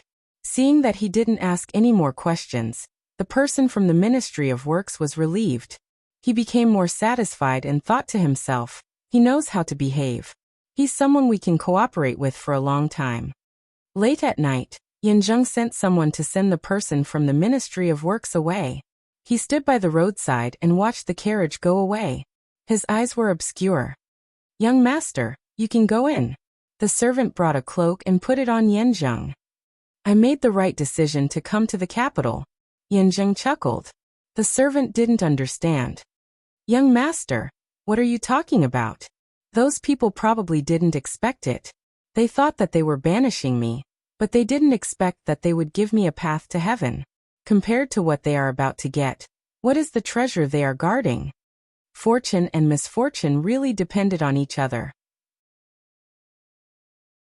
He originally thought that he would need to spend more effort, but now that an opportunity had come knocking on his door, the time needed to achieve his goal would be greatly reduced. Yan Zheng didn't sleep for the whole night. He was readjusting his plan. He had to make good use of the help that fell from the sky. Young master. The servant came in with a bowl of hot porridge. I've inquired about the people you asked me to. It's very strange. I couldn't find any information about them. After parting ways with Shang Junlin and Xinyu that day, Yan Zheng sent someone to inquire about the two people. It wasn't that he wanted to do anything, but he simply wanted to get to know them. There were really too few people who were extraordinary in conversation and had perfect looks. Not to mention other things, it would be good if he could make friends with them.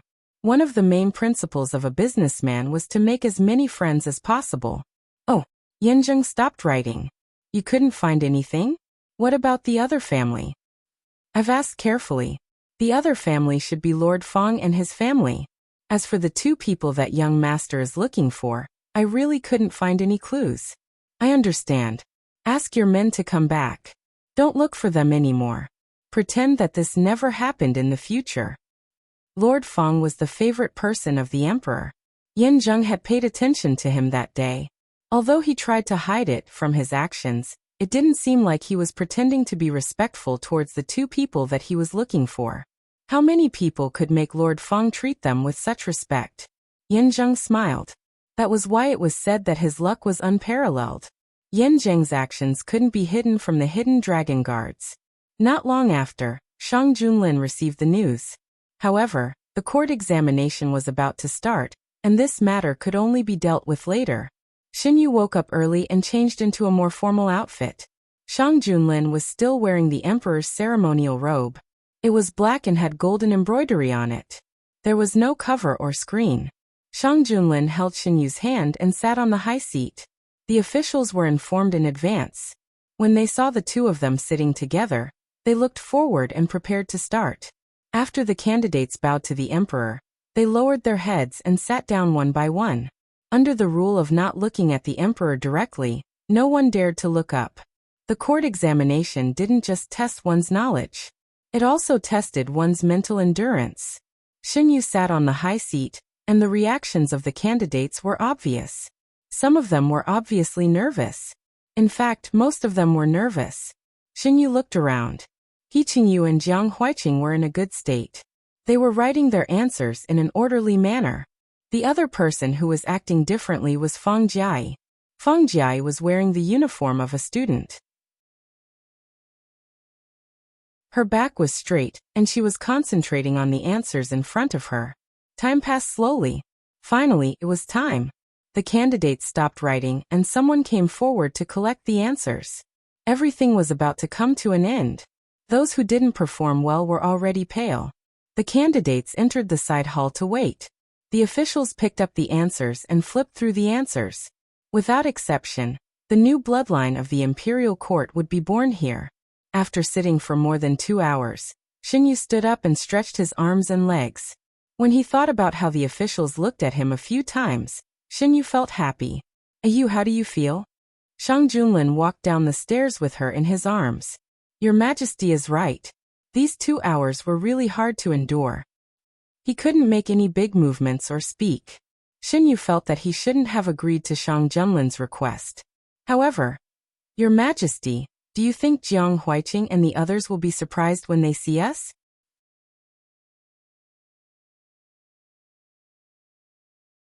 Chapter 73. Ayu has corresponded with Jiang Huiqing so many times. Did he not suspect our identities at all? Shang Junlin asked. "Your Majesty has read most of those letters. Does your Majesty not know?" Xinyu glanced at him. Originally, Shang Junlin didn't care about these things. He wouldn't ask Xinyu about anything. At first, he didn't think it was necessary. As long as he was sure that Xinyu didn't have the intention to harm De Huan, he wouldn't care. Later, he was moved and didn't want to pry into Xinyu's personal space. He gave him enough respect. He cared about Jiang Huiqing's letters because he was jealous. Xinyu was annoyed by Shang Junlin several times with this excuse. He simply read the letters together with him every time, so that he wouldn't torment him with all kinds of reasons.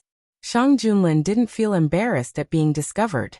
He intimately moved closer to Xinyu's ear and said, "You wanted to read the letters with me. You can't blame me." From time to time, the ministers restrained themselves and looked at him. Xinyu wasn't in the mood to show off his intimate relationship with Shang Junlin in front of the ministers. He nudged him and said he probably doesn't know. If he had known, he wouldn't have written to him as frequently as before, and he definitely wouldn't have used the tone of an old friend. Although the current Jiang Huiqing was younger than in his previous life, some things that were engraved in his bones wouldn't change. Or maybe he doesn't want to think about it. Xinyu thought for a while and added, "The loophole of us leaving the palace is actually quite big. If he thinks about it deeply, he might be able to guess our identities." Yu is right. For example, He Qingyu, who is beside him, should have already guessed our identities. Under Xinyu's hint, Shang Junlin loosened his arms around Xinyu's waist. Shang Junlin's cold eyes swept across the hall. The ministers who were deliberately looked at were frightened and lowered their heads. They didn't dare to look at him again. Xinyu breathed a sigh of relief. Finally, no one was looking at him from time to time. He Qingyu, as the legitimate son of the He family, one of the top aristocratic families in Jiangnan, it's not surprising that he has such insight.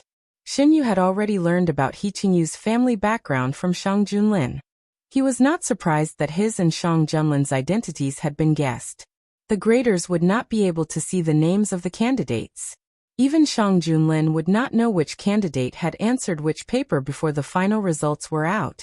The exam results for De Huan were released on the same day, and the grading officials were already prepared before the exam started. After the examinees left, they immediately started grading. During this period of time, the examinees were arranged to stay in a special side hall. The palace had prepared meals, and they were all top-notch delicacies. It could be considered a special reward for the examinees who had reached this step. Not everyone could enjoy the imperial cuisine of the palace. The side hall was spacious enough. Before the results were out, the examinees could rest as they wished. However, at this time, not many people could relax and enjoy themselves. Jiang Huiqing stretched his limbs and walked to He Qingyu's side. "Brother Qingyu, why do you not look nervous at all?" Almost everyone in the hall was restless. There were many delicious dishes on the table, but they couldn't alleviate the anxiety in their hearts. There were only a few who could sit down and enjoy the delicious food. He Qingyu was one. As for the other, Jiang Huiqing stared at the person for a while, his eyes widening. He nudged He Qingyu with his elbow and said in a low voice, "Brother Qingyu, look over there." He Qingyu followed his gaze and couldn't help but pause. "Isn't this?" Jiang Huiqing nodded vigorously. The curiosity in his heart almost overflowed. "It's really her.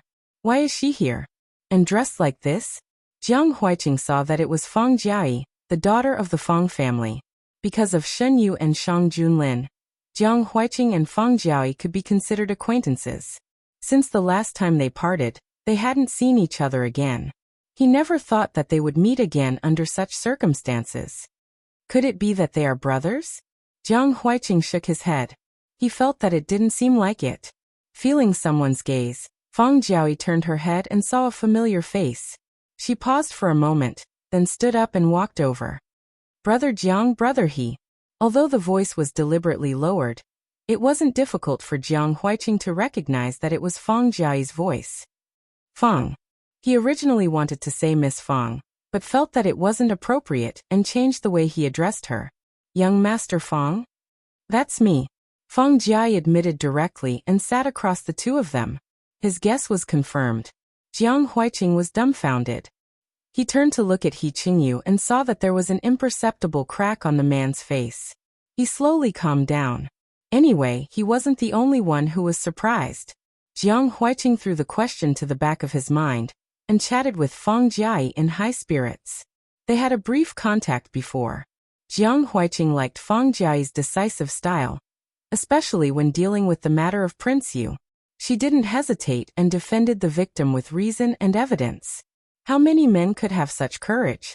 This wasn't the place to get to the bottom of the matter. Jiang Huiqing wasn't the kind of person who would ask until the end of the matter. They skipped the topic that couldn't be discussed and chatted happily. He Qingyu occasionally added a few words. The three of them looked happy and harmonious. The little eunuch who was serving in the side hall saw everything. It didn't take long for the news to reach Shang Junlin's ears. At that time, Shang Junlin was looking at the selected excellent answer sheets. Shenyu was sitting next to him and looking with him. Eunuch Meng came over and reported the news in a low voice. The three of them actually got together. Shenyu thought it was quite interesting. Yes. Eunuch Meng's eyes were smiling. The three of them talked happily and the atmosphere was very harmonious. Jiang Huiqing and He Qingyu recognized Miss Fang's female identity? Shenyu stood up and asked. Eunuch Meng answered every question. Replying to Your Highness, it seems that they recognized her. Jiang Huiqing's expression changed greatly at that time, but he recovered in an instant. He must have recognized her. He Qingyu's expression didn't change much. Is Your Majesty going to directly announce Miss Fang's identity later? No matter what Fang Jiayi's final results were, entering the court exam meant that she was half a step into the official career. To enter the court, one's identity had to be carefully checked. Shang Junlin could help her cover it up a few times before. This time, even the emperor couldn't cover it up. They sat a certain distance away from the other officials. If they lowered their voices, they wouldn't be heard. When the final results are out, it will definitely be announced. Her original intention was to enter the officialdom as a woman. Shang Junlin didn't hide his intentions.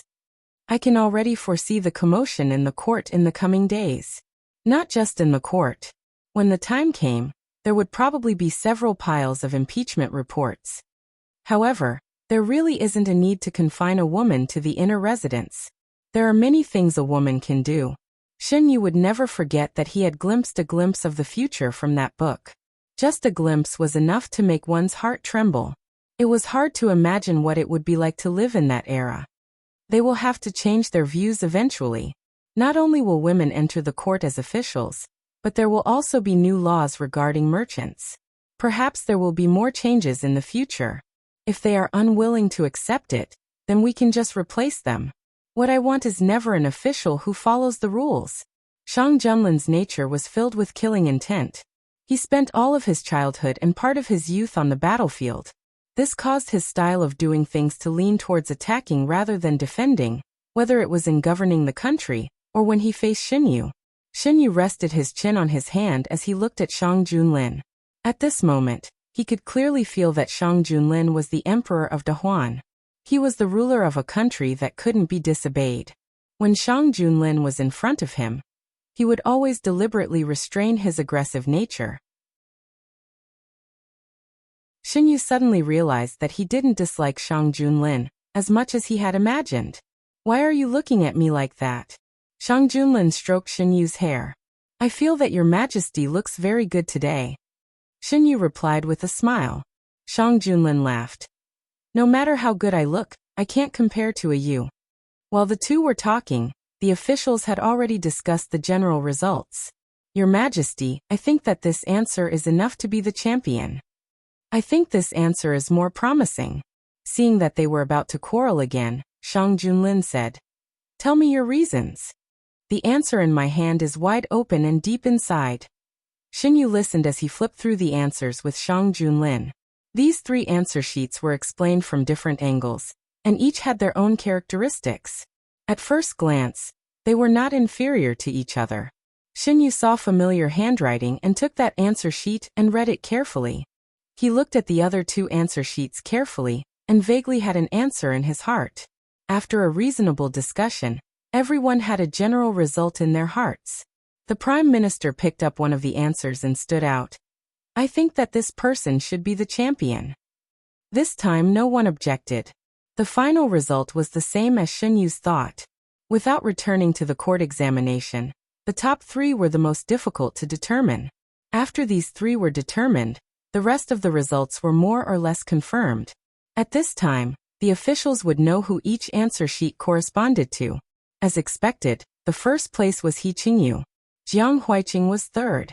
When the second name list came out, it was beyond everyone's expectations. Immediately an official knelt down. Your Majesty, you can't. Oh, you chose this person after discussion. What do you mean by saying that you can't? Shang Junlin sat on the high seat and looked at the people kneeling below. This person disguised herself as a man to participate in the imperial examination. This is the crime of deceiving the emperor. Deceiving the emperor? How come I don't know how she deceives the emperor? Official Ming, if I remember correctly, 15 minutes ago, you were arguing about whether this essay was qualified to be the champion. That's because I didn't know that it was written by a woman. As a woman, she can write such a beautiful essay. Does Official Ming want to deny the excellence of the essay just because she is a woman? Xinyu asked. That's not what I meant. However, this essay was the one he thought the most highly. He could not refute it even if he wanted to. Denying the excellence of the essay was the same as denying his own judgment. Looking at the emperor's expression, it was obvious that he already knew about this. Official Ming sighed and retreated to the side.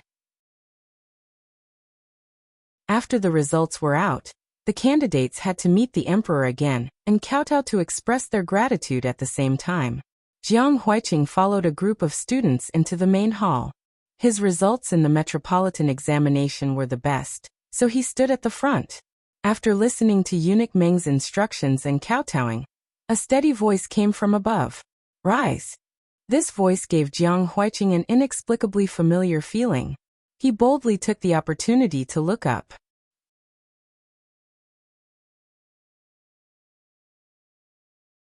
Chapter 74. When he saw the 2 people standing in front of him, Jiang Huiqing's current mood could be described with the words heaven and earth turned upside down. A man in a black imperial robe, and a young man in blue stood side by side.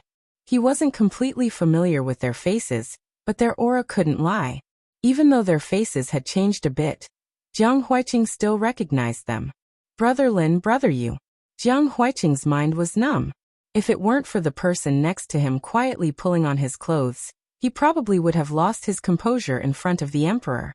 With difficulty, Jiang Huiqing followed the students and bowed. When the rankings were announced, his thoughts once again drifted away. It turned out that Brother Lin and Brother Yu were the current emperor and Shen Guijun. For some unknown reason, the two of them concealed their identities and left the palace, and just happened to meet them at Yingxing Tower. Jiang Huiqing recalled his actions these past few days, and just wanted to facepalm. He was worried about Brother Yu, oh no, worried about Guijuan's situation in her husband's family, interrupting His Majesty and Guijuan's intimacy, and frequently writing letters to Guijun. Look at what he had done. He actually wrote in the letter that someone had asked him to cheat, and the matter of him cheating was smoothly resolved. He had thought that the two of them were at most officials, but never would he have thought that these two people were the pinnacle of power in Dahuan. There were also some other things. For example, in Guijuan's letters to him, she jokingly said that because he frequently wrote letters, her husband was jealous. What did he do at that time? He spent most of the letters ridiculing Brother Lin, His Majesty's behavior. Because he was more and more familiar with them, the tone of his letters became more and more casual. If he knew that these letters would eventually be sent to the imperial palace, he wouldn't have written those things. No, he wouldn't have written letters so frequently. After all the rankings were announced, Shang Junlin opened his mouth to say some words of encouragement and warning. Xinyu stood above and watched Jiang Huiqing's expression change again and again. It seemed that he had recognized their identities. Xinyu was amused. This time, Jiang Huiqing must have received quite a shock. Jiang Huiqing was absent-minded throughout the whole process, until Shang Junlin mentioned Fang Jiai's name. Among the candidates this time, there is one with a rather special identity. She is our newly crowned bannerman, Fang Jiai, the daughter of Lord Fang Jun. This is the first time in the history of the Great Huan dynasty that a woman has achieved such outstanding results. What? The second place was a woman? As soon as Shang Junlin finished speaking, there was a commotion below. Shang Junlin did not pay attention to these people. He left behind the top three of the first rank and sent the others out of the palace. The officials wanted to say something but stopped themselves. Due to Shang Junlin's attitude, they couldn't say anything and followed the examinees out of the hall. Several people gathered together and discussed in low voices. Since ancient times, there has never been a precedent of a woman becoming an official. Are we going to let His Majesty do as he pleases? The results were chosen by everyone. What's the point of saying this now? Are we going to strike off her rightful ranking because of her identity as a woman? But Fang Jiai disguised herself as a man and entered the examination hall. This is against the rules. Rules? Do you really think that a woman like her has the ability to hide from everyone who is searching her body? So what if she is Lord Fang's beloved daughter? Prime Minister, you mean from the beginning His Majesty has tacitly approved of this? What else? Look at His Majesty today. Did he even show a trace of surprise? Then, are we going to let a woman become an official in the court? This matter will take a long time. Only a few of us know about it now. When the results are announced, all the officials will know about it. Not only that, all the scholars in the world will know. His Majesty will have to deal with these officials who oppose him. The Prime Minister smoothed out the creases on his sleeves and said lightly, "Do you think His Majesty will care about what those people think? Since His Majesty has made a decision, how many times has he changed it because of the opposition of others? Prime Minister, are you going to let His Majesty do as he pleases?" Some of the officials were dissatisfied. "Sir, don't flatter me. I don't have that much ability. I just want to remind you that instead of thinking of ways to oppose His Majesty, it is better to convince yourselves to accept the established facts." As long as it was someone who could truly work for the Great Huan dynasty, the Prime Minister didn't care about the other party's background, gender, and other external conditions. He was really fed up with people who occupied positions but didn't do anything. This greatly increased his workload. In the hall, other than Jiang Huiqing, who was still out of sorts, the other two people had complicated feelings. Guessing the identities of the two people was one thing, but facing the truth was another. He Qingyu was a bit absent-minded. He and Xinyu, Shang Junlin didn't interact as much as Jiang Huiqing, but in these few interactions, Shang Junlin's image was far too different from the rumored image of the Great Huan Dynasty's emperor. Everyone knew that the current emperor of the Great Huan Dynasty fought his way out of a mountain of corpses and a sea of blood. He used ruthless methods to force his way to the throne. Although his methods were criticized by many aristocratic families because of his contributions to the Great Huan Dynasty, he still had a good reputation in the hearts of ordinary people. He Qingyu understood that Shang Junlin was ruthless, decisive, and would never go back on his word. The young Master Lin he knew listened to almost everything his wife said. Other than not liking to talk, he didn't have a temper. No matter how he looked at it, he couldn't connect the two together. However, such two distinct personalities appeared in the same person. Fang Jiai's mood was also very complicated at the moment. Among the complicated feelings, there was also a trace of confusion. She knew that the path she had chosen would be difficult to walk. She had also prepared herself for a difficult struggle, but she didn't expect that the first step would be completed so easily. After a moment of silence, Xinyu said, "Eunuch Meng, bring a seat for our freshly selected top 3.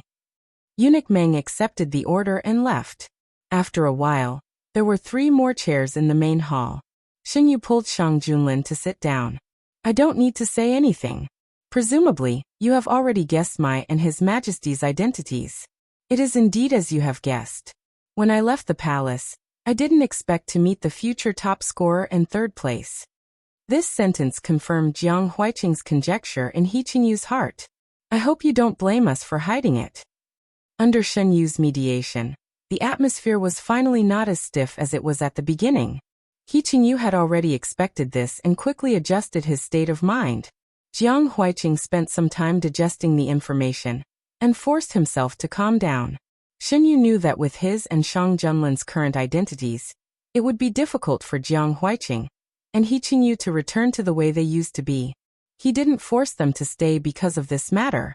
A lot of things happened during this imperial examination. Now that the results are out, I'm afraid it won't be peaceful. I just want to tell you that the results you obtain now are what you deserve. No matter what happens in the future, I hope you can maintain your original intentions. Shang Junlin didn't say it clearly, but everyone present knew what he was talking about. First, there was the matter of cheating. Jiang Huiqing was involved. Then Fang Jiai, a woman, got 2nd place in the imperial examination. In the future, there would be trouble in the imperial court. We will remember your teachings. The 3 stood up and bowed respectfully. This was Shang Junlin's home ground. Xinyu didn't say much. Shang Junlin said a few words and let them leave. After leaving the imperial palace, Jiang Huiqing let out a long sigh of relief. Fang Jiai wanted to return home. After leaving the palace, she said goodbye to the two. Jiang Huiqing and He Qingyu went back to Yingxing Tower. In the carriage, Jiang Huiqing felt that something was wrong. He elbowed He Qingyu and asked, "Brother Qingyu, did you already know?" "Know what?"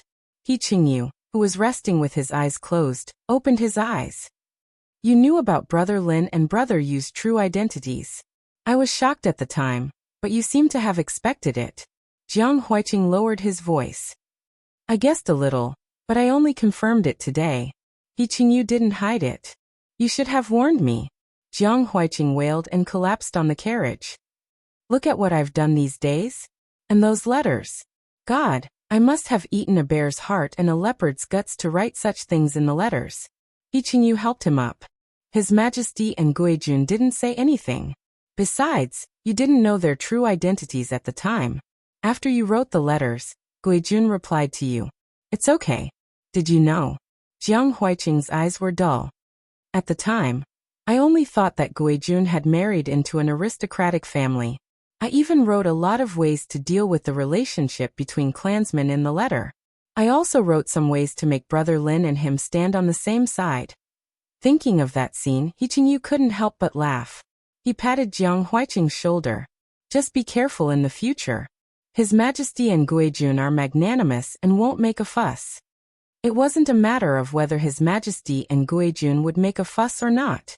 As long as he thought of what he had done these days, Jiang Huiqing felt like he had nothing left to live for. They rode in a carriage sent by the palace.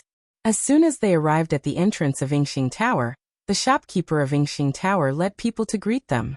They were the new top scorer and third runner-up. They were both guests of Yingxing Tower.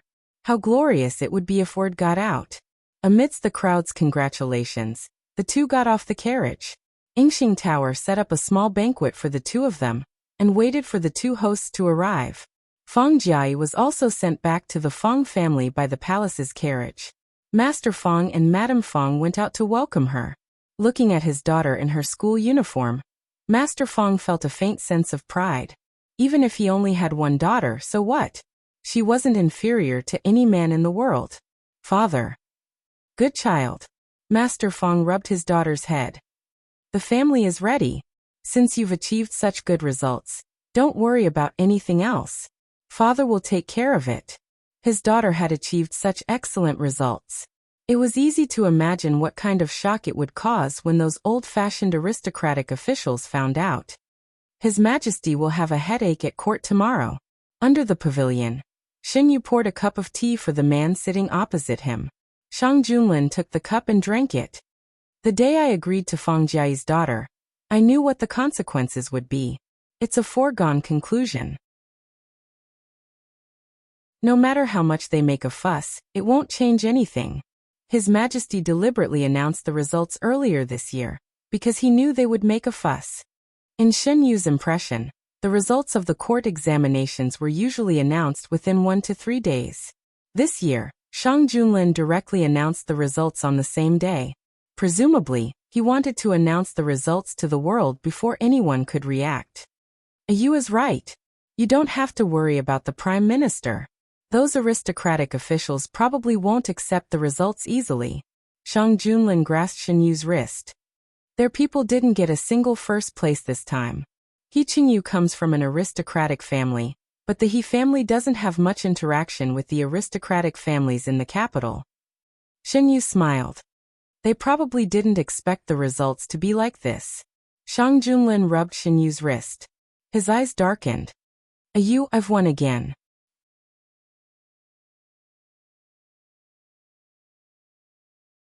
Chapter 75. Your Majesty, you said last time that I'll be the winner this time. Didn't Your Majesty take away your winnings?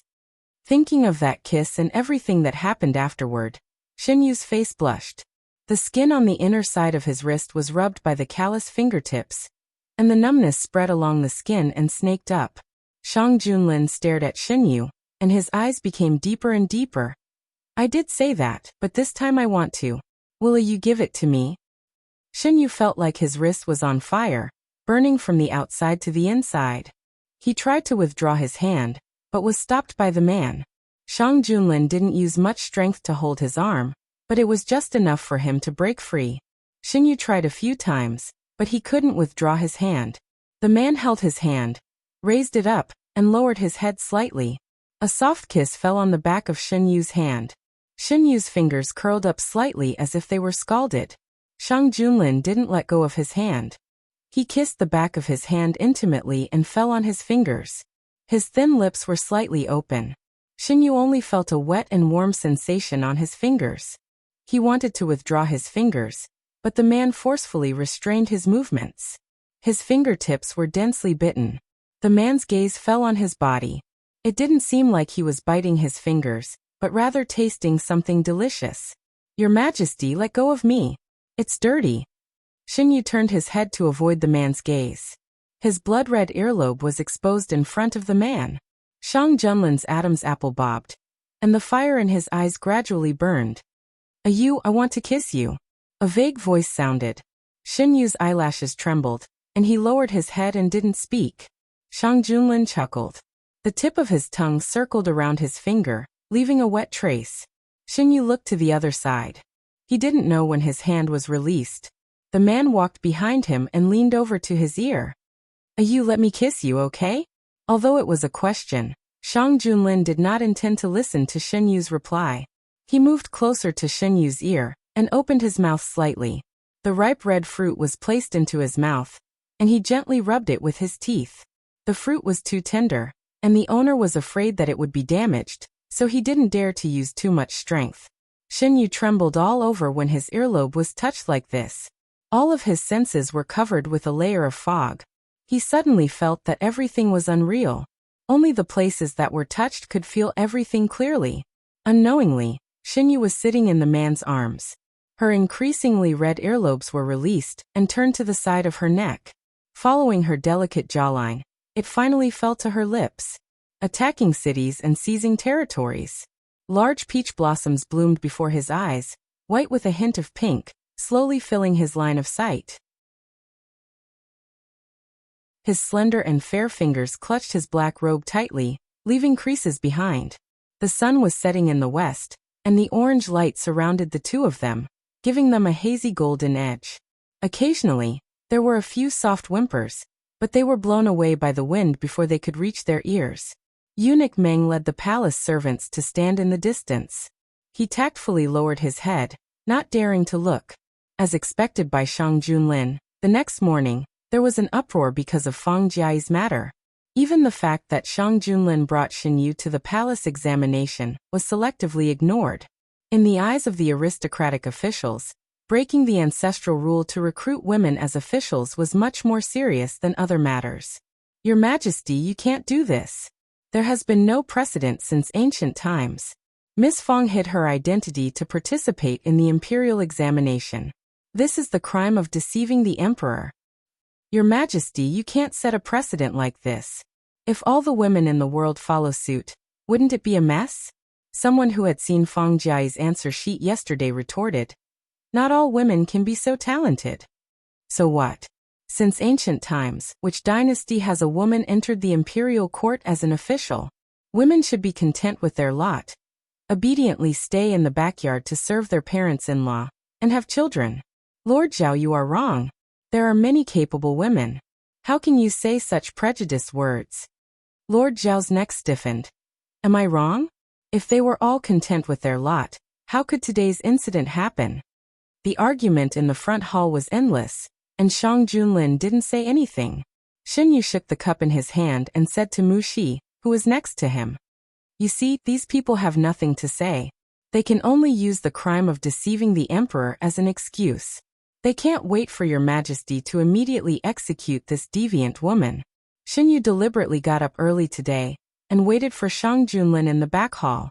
He was also very curious to see what would happen in the morning court. Mu Shi heard the voices from the front hall and felt indignant. Why do they think that women are born to stay in the backyard and have children for men? That's why your Majesty is right. Some of the ministers in the imperial court should be replaced. They were short-sighted and only knew how to form cliques and pursue personal interests. Keeping them would only be a waste of their salary. The argument in the front hall continued. Some of the officials, led by the Prime Minister, agreed with Fang Jiai's results, although they felt that the matter of letting women enter the imperial court as officials was debatable. The remaining members of the Qian family also stood on the Prime Minister's side. After the incident with Prince Li, Shang Junlin took the opportunity to promote many of his own people. The imperial court had changed a lot. A group of veteran officials, led by the aristocratic families, refused to budge. Not only did none of the aristocratic family's descendants enter the top 3, but a woman even took a spot. How could they accept this? Another reason was that their people happened to be in 4th place this time. If Fang Jiai was removed, their people would be able to take a spot in the top 3, and they would not lose too much face. Shang Junlin clearly knew what the aristocratic families were thinking. Seeing that they were about to quarrel with Yu Lai, he interrupted. Look at all of you, all red in the face. You don't look like important officials at all. The main hall quieted down. Meng Chong, show them the 2nd place answers. You all said that women should not be officials. Why don't you take a look at the woman's essay before you speak? Eunuch Meng led the young eunuchs to distribute the prepared essays one by one. After reading, some of the officials who had objected to Fang Jiai's essay because of her identity as a woman lowered their heads in shame. Those who could keep their positions under Shang Junlin's rule were all knowledgeable. They could tell that the essay was well written. Some of the officials who did not want to admit that women were better than men changed their expressions, especially Lord Zhao, who wanted to belittle Fang Jie. His face turned green and then white. No matter how much prejudice he had against women, he had to admit that the article in his hand was extremely well written. If he hadn't known beforehand that it was written by a woman, he wouldn't have dared to believe that such an article was written by a woman. Does anyone have anything to say now? Shang Junlin looked at the people below calmly. The officials lowered their heads and did not say anything. The Prime Minister was the first to stand out. I think that this woman is very talented and should be hired. Immediately after, many people voiced their agreement. Lord Feng stood in the crowd, feeling both proud and distressed. He was proud that his daughter was so outstanding, but distressed because his daughter had to face everything on this path. There were already so many objections before she even started. When his daughter really entered the imperial court, how much pressure and strange looks would she receive? Even though they felt that Fang Jia's essay was excellent, some officials were still unwilling to accept a woman as an official. Lord Zhao was one of them. He secretly exchanged glances with a few people and stood out. Your Majesty, I agree that this essay is excellent, but there is no precedent of a woman entering the imperial court as an official. I hope that Your Majesty will consider it carefully. I hope that Your Majesty will follow the precedent and consider this matter carefully. Not long after, a row of officials stood out. Oh, then what do you think I should do? Shang Junlin lowered his eyes, his voice unreadable. Lord Zhao said firmly, I think that Your Majesty should reward her, but you should also warn the world that there will not be a next time. When Mushi heard this, her hands paused. Young master, this Lord Zhao is too optimistic. What's the difference between doing this and directly destroying Miss Fang? He just wants to destroy Miss Fang. Look at what he said before. He thinks that women should be trapped in the harem, and that women don't deserve the same treatment as men. Just wait and see, when Miss Fang enters the imperial court, the first person she will deal with will be him. It wasn't a bad thing to have ulterior motives. Everyone had ulterior motives. Being selfish was the worst thing that could happen. De Huan didn't only belong to him. Ha, Shang Junlin chuckled. Warning the world? Lord Zhao, tell me, what did Fang Jie do that is against common decency and unforgivable to the point of warning the world? This. Lord Zhao hesitated. She participated in the imperial examination as a woman. Lord Zhao, as an important official of De Huan, have you seriously read the laws of De Huan? Shang Junlin lifted his eyelids and looked at him emotionlessly. Tell me which law, which article states that women are not allowed to participate in the imperial examination? Under the heavy pressure, Lord Zhao's legs went soft and he knelt on the ground. This official. Since Lord Zhao isn't clear, it's better for you to go back and familiarize yourself with the laws of De Huan. There's no need to come to the imperial court before you can memorize everything. Your Majesty. At this moment, Lord Zhao clearly realized that he had violated Shang Junlin's taboo. It was Shang Junlin's ambiguous attitude from the start of the imperial court that gave him the wrong impression. One wrong step would lead to many wrong steps. Yes, how could he forget what kind of personality Shang Junlin had? How could he allow others to jump on his head? Lord Zhao slumped to the ground and realized that he was drenched in cold sweat. After dealing with Lord Zhao cleanly, the remaining officials who wanted to object didn't dare to act rashly. His cold gaze swept around the room. The few officials who opposed him just now lowered their heads, afraid that they would be punished. Since you didn't violate the law, do as you should. Regardless of gender, you are all citizens of De Huan. I don't want to hear people talk about gender in the future. All the officials became serious and said in unison, this official obeys. After the imperial court, Shang Junlin saw Xinyu, who had been waiting for a long time. He hugged her in his arms and said, you must have waited for a long time. I let you sleep a bit more before coming. It's okay. It's interesting to listen to their quarrel. Xinyu raised her head from the man's arms after listening to the officials' quarrel for the whole morning. Has this matter been dealt with? No one will make a fuss for the time being. When they are officially appointed, they will probably make a fuss again. Shang Junlin touched Shen Yu's hair on the back. As for the official position given to Fang Jiai, they will probably make a fuss. Your Majesty won't be afraid of them. Shen Yu blinked her eyes. Your Majesty was really amazing just now. Shang Junlin seemed to have thought of something. He paused and said, You tell me, how am I amazing?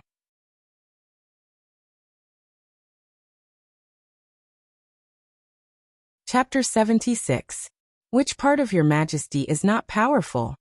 Shen Yu rolled his eyes. Your Majesty is naturally powerful in every aspect. Is that so? Shang Junlin held Shen Yu's waist with one hand and held his hand with the other. He played with it in his palm. Do you want to try? Try what? Shen Yu suddenly closed his mouth and reacted. Your Majesty, do you feel that you are different from before? How am I different? Shang Junlin thought about it seriously after hearing Shen Yu's words, but he didn't find anything wrong. Your Majesty didn't like to say this kind of thing before. Shen Yu narrowed his eyes. I didn't know how to say this before? Shang Junlin tightened his arms around Shen Yu's waist and leaned over to rub his cheek against Shen Yu.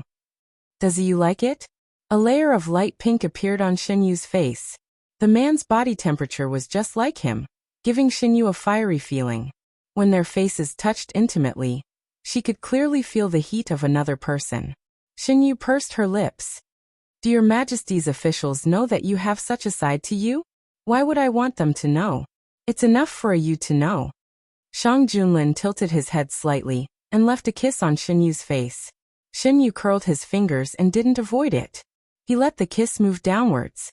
After hugging Shen Yu for a while, Shang Junlin's anger from the morning court session was extinguished. He sat down with Shen Yu in his arms. You has been waiting for me for so long. Are you hungry? Shen Yu didn't feel it until Shang Junlin mentioned it. He nodded and said a little. Meng Chong served the meal. Eunuch Meng went out. Mushi poured tea for the two masters and retreated to the side. Shen Yu held the teacup and gently rubbed the sides of the teacup. How does Your Majesty plan to deal with Mr. Zhao? Shang Junlin held Shen Yu's hand that was holding the teacup and took a sip. Does he really think that I won't dare to touch him just because he has an aristocratic family behind him? Your Majesty, that's my cup. You're not even willing to give me a sip of a Yu's tea? Or is it that a Yu dislikes me? Shang Junlin did not let go of the cup. Instead, he drank all the water in the cup. If Your Majesty wants to drink, of course you can. It's just a cup of water. You don't be angry. Zhen drank your cup, so Zhen will compensate you with Zhen's cup. How about it? Shang Junlin took the empty cup from Shen Yu's hand, picked up another full cup and fed it to Shen Yu. A Yu feeds Zhen once, Zhen will feed a Yu once. It seemed that he would not stop until Shen Yu drank. Shen Yu had no choice but to take a sip. He could see that Shang Junlin was doing it on purpose. Fortunately, Shang Junlin knew that he should not tease Shen Yu too much. After feeding him once, he returned to normal. The aristocratic families are getting more ambitious. Lord Zhao is just a stepping stone for them. If they can force His Majesty to take a step back this time, they will be able to push their luck the next time and gain more benefits for the aristocratic families. If they can't, it's fine to give up an imperial censor. It won't hurt their foundation. Shen Yu learned about Mr. Zhao's identity in the back hall. As an imperial censor, it was his duty to persuade the emperor. However, this did not mean that he could influence the emperor's thoughts because of his own selfish desires. Yu is right. The aristocratic families have been hovering in the imperial court for a long time. It is very difficult to shake their foundation. Shang Junlin lowered his eyes and hid the murderous intent in his eyes. From his ascension to the throne until now, the aristocratic families had made many obstacles for him. However, because the previous emperor was muddle-headed, most of the power in the imperial court fell into the hands of the aristocratic families. Although there was an imperial examination, the aristocratic families had more resources. Most of the officials selected from the imperial examination were also related to the aristocratic families. Shang Junlin spent several years to cultivate a group of officials who were not related to the aristocratic families. Shen Yu covered Shang Junlin's hand. Your Majesty, you don't have to endure for much longer. Aren't the results of the imperial examination slapping the aristocratic families in the face? None of the top 3 in the imperial examination came from an aristocratic family. Didn't they boast that they were rich and superior? How could they not be compared to Jiang Huiqing, who was born in a humble family, and Fang Jiai, who was a woman? You is right. No matter how deep their roots are in Dahuan, I will cut off those roots that suck the blood of Dahuan. Shang Junlin turned his hand and wrapped Xinyu's hand in his palm.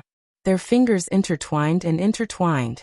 As long as these people did not act too excessively, he used to turn a blind eye to them. However, now that he had a Yu, in order to give a Yu better protection, he would not allow any problems to happen to Dahuan. Not long after, Eunuch Meng brought the palace servants to put down the dishes sent by the imperial kitchen. Xinyu took a look and saw that they were all his favorite dishes. Your Majesty, let's eat first. Okay. The two of them sat down, and the palace servants retreated to the side. Xinyu was not used to being served meals. Shang Junlin had been eating with him for a long time, so he gradually lost the habit of letting others serve him food. One was an emperor, and the other was a nobleman. These two people, who had noble statuses, ate like ordinary people. Eunuch Meng was an old man who had followed Shang Junlin for a long time. He saw with his own eyes that Shang Junlin had become more and more lively after Xinyu entered the palace. He could not help but sigh in his heart.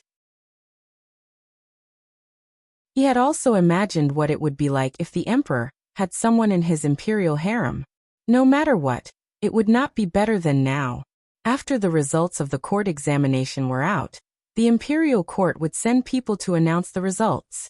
At this time of the year, the people in the capital paid the most attention to the top 3. This year's results caused a lot of heated discussion. There was no other reason other than the fact that there was a woman on the list this time. Moreover, she came in second place. People's discussions about this matter could be heard everywhere in the restaurants and tea houses. A woman as an official? Isn't this a fantasy? How can a woman be an official? Compared to showing her face outside, it is better for her to stay at home and take care of her husband and children. What do you know? If she has this ability, why can't she serve the imperial court like a man? But did you notice that the noblemen who are more arrogant than the sky did not get any of the top 3? Isn't that right? Only the one who bragged about his genius persona got 4th place. If you ask me, the noblemen are too arrogant. They think that they can sit back and relax with a large number of secret manuals. They do not know that they will be left far behind by others if they work behind closed doors. A young man in white sitting not far away heard these words, and his expression became very ugly. The people who were dressed like noblemen beside him looked at each other secretly, and did not dare to speak.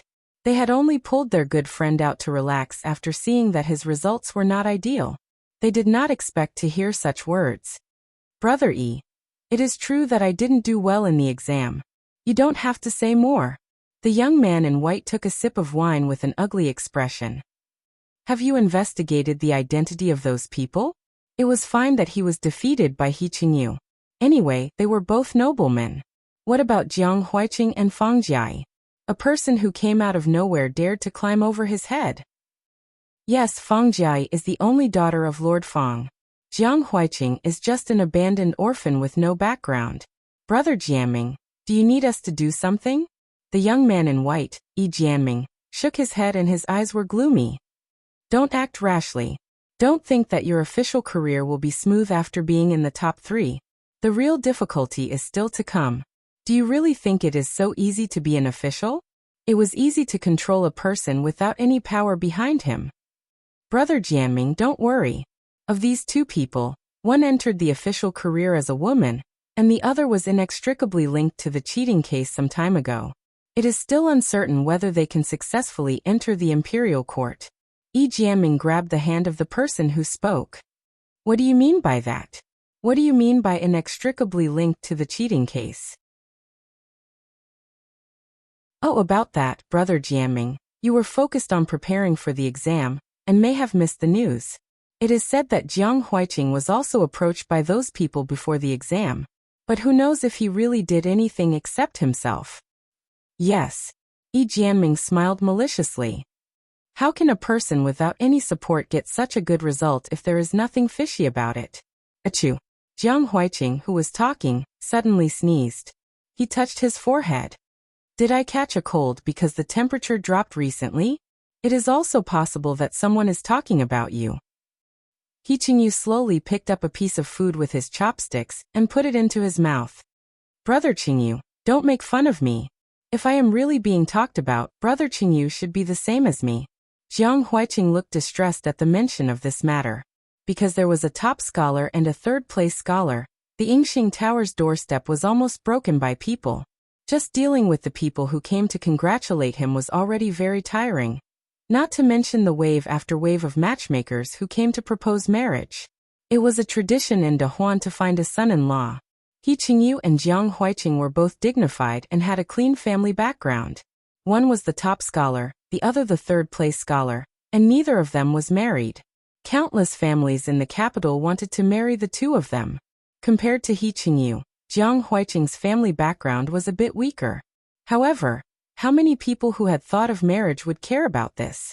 If one wanted a good family background, there were plenty of young masters from aristocratic families in the capital. Because of this, Jiang Huiqing's popularity had even surpassed He Qingyu's. At most, there were more than 20 matchmakers who came to him in one morning. Jiang Huiqing was so scared that he immediately closed the door and refused to see anyone. Seeing that he was really troubled, He Qingyu proposed to move out. Although the He family's headquarters were not in the capital, it was not difficult to get one or two houses. Jiang Huiqing thought about it and agreed. He decided to temporarily move out with He Qingyu. For some reason, he wrote a letter to Shenyu and told him what happened during this time. Shenyu finished reading Jiang Huiqing's letter and imagined the scene at that time. He couldn't help but laugh. He was scared by the enthusiasm of the people in the capital. I didn't expect that he would continue to write to you. Shang Junlin also finished reading the letter. There was a smile in his voice. I didn't expect it either. I thought that he would be scared by our true identity and not write to me for a while. Shenyu also didn't expect to receive the letter so quickly. The letter mentioned their new address. Isn't His Majesty going out of the palace in 2 days? Why don't we go and take a look? Shang Junlin wanted to see the results of the Ministry of Works. The prescription was proposed by Shenyu, so he naturally wanted to bring him along. Shang Junlin thought about it and agreed. He definitely didn't expect that we would go there. Shenyu winked slyly. Jiang Huiqing, who had finally moved to a new house without being disturbed, breathed a sigh of relief. He relaxed and rested for 2 days. At this moment, he didn't know that he would have a big surprise soon.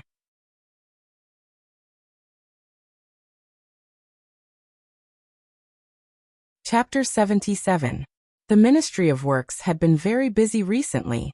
With the money and the cement recipe, they had finally caught the attention of the emperor. They had to work hard to produce results. Since the emperor had pointed out that the road needed to be repaired, the focus would naturally be on that road. After discussing with his subordinates, the Minister of Works decided to enclose that road and not announce it until there were results. This was a decision made after careful consideration. It was too easy to crack the cement recipe, and they still didn't know where His Majesty would eventually use it. To be safe, they would not let this thing leak out before they received His Majesty's explicit order. As the main sponsor, Yanzheng only knew that the road was being repaired. He didn't know how the encircled road was being repaired.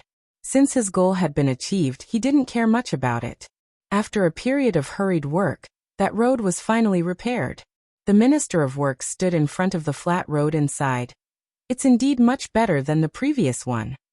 The person in charge of repairing the road was also from the Ministry of Works. Seeing this, he walked over and said, Sir, this kind of road can't absorb rainwater like the previous ones. If we want to build it on a large scale, there are still many problems to consider. I will submit a memorial to the Emperor. You have made a great contribution this time. I won't forget it. Thank you, sir. Fu Xian couldn't hide the joy in his eyes. He was originally an unremarkable minor official in the Ministry of Works. If he hadn't done some research on road construction and received the favor of the Minister of Works, he wouldn't have had the chance to make a name for himself. The Minister of Works patted his shoulder and said, "Work hard. The Emperor values the cement very much. As for the problem you mentioned just now, you have to think of a solution when you go back. In 2 days, the Emperor will personally come to see the results. Whether or not you can seize this opportunity depends on you." Fu Xian excitedly kowtowed to the Minister of Works and said, "Thank you, sir, for your support." He understood that this was an opportunity given to him by the Minister of Works. Otherwise, he could have just brushed over what he had done. The higher-ups would only care about the final results and wouldn't pay attention to him. Time passed in a flash. Soon it was the day to leave the palace. This time, because they had to go to see the road paved by the Ministry of Works, Xin Yu and Shang Junlin did not disguise themselves. They just changed into casual clothes and sat in the carriage to leave the palace. Speaking of which, we have taken this path many times. Xin Yu lifted a corner of the carriage curtain and looked out. Who would have thought that the Emperor and I have left the palace the most often was to go to the secret prison? Take you to other places in the future. Shang Junlin sat upright in the carriage, his eyes fixed on Xin Yu. "I'm just saying." Xin Yu put down the curtain and sat down beside Shang Junlin. "Your Majesty, will this road be completely rebuilt? If the Ministry of Works is successful, not only here, but also the entire capital. Not only the capital, but also the official roads in other places." The carriage moved very steadily. Xin Yu leaned on Shang Junlin's shoulder. "If your Majesty wants to repair all the official roads in Dahuan, the horseshoes will also need to be improved. This kind of road is indeed very convenient, but it will damage the horseshoes if it is used too much." There were horseshoes in Dahuan. Xin Yu had read in a book that the damage caused to the horseshoes by cement roads was much greater than the roads they were using now. When the time comes, let the people from the Ministry of Works study it together. Shang Junlin was interested in the benefits that the road would bring after it was repaired. As for other things, they could find ways to solve them. The carriage moved for a while and stopped. The Minister of Works, who had already received the news, came forward with his people and saluted together. "Your Majesty, your Majesty." Shang Junlin got off the carriage first, then helped Xin Yu down. "No need to be so polite. Just take me there." "Yes." The Minister of Works stepped forward and led the two of them to the place that was surrounded by people. Shang Junlin looked at the barrier that was taller than a person and smiled. "What are you doing with these?" "I was worried that there would be some blind people who would make trouble, so I simply surrounded this area." Xin Yu looked around curiously. There were people guarding every distance. It was obvious that the Minister of Works was very attentive to this place. "Your Majesty, don't worry. I had people put up a notice at the intersection and arrange for people to guard the intersection. I won't let the pedestrians walk for nothing," the Minister of Works explained carefully. "I saw it just now. You did a good job." Shang Junlin put one hand behind his back and the other hand holding Xin Yu as they walked forward. After bypassing the messy area, a straight road came into view. The greenish-gray road gave people a clean and flat feeling. Shang Junlin had seen the appearance of a cement road before, but he was still deeply shocked at this moment. Different from the road in Xin Yu's manner, the road paved by the Ministry of Works was an entire road. The visual feeling was completely different from before. The people from the Ministry of Works brought a small carriage over. The Minister of Works walked to the side of the carriage and said, "Your Majesty, I have already asked people to test it. On the same road, the carriage will not only shorten the time it takes to travel on the cement road, but it will also greatly reduce the bumps. Does you want to try it?" Shang Junlin turned his head and asked in a low voice. Xin Yu nodded. The two of them got on the carriage. The driver was changed to the person brought by Shang Junlin. The carriage moved forward without the bumps from before. The carriage drove one round and returned to the original road. Shang Junlin did not say anything, but the expression on his face showed that he was very satisfied with this road. "Your Majesty, I have another thing to report." The Minister of Works called the man who was waiting at the side. "This is the person who has the most credit for paving the road. His name is Fu Xian." Fu Xian never expected that the Minister of Works would directly introduce him in front of the Emperor. He trembled and saluted. Your humble servant greets your majesty and your highness. Fu Xian, right? You have done well this time. Reward. The final result was better than expected. Shang Junlin was very happy. Fu Xian, your humble servant thanks your majesty for your grace. Shang Junlin, in the future, you will be responsible for the roads in other places. If you lack anything, just tell the Minister of Works. Fu Xian, thank you, your majesty. Fu Xian did not expect to be directly entrusted with such an important task. He was excited, but there was a faint uneasiness in his heart. He was just an ordinary person. Could he really fulfill the expectations of the emperor? Your majesty, I have another thing to say. Fu Xian thought of the important matter and quickly said, it is about the problem of water accumulation.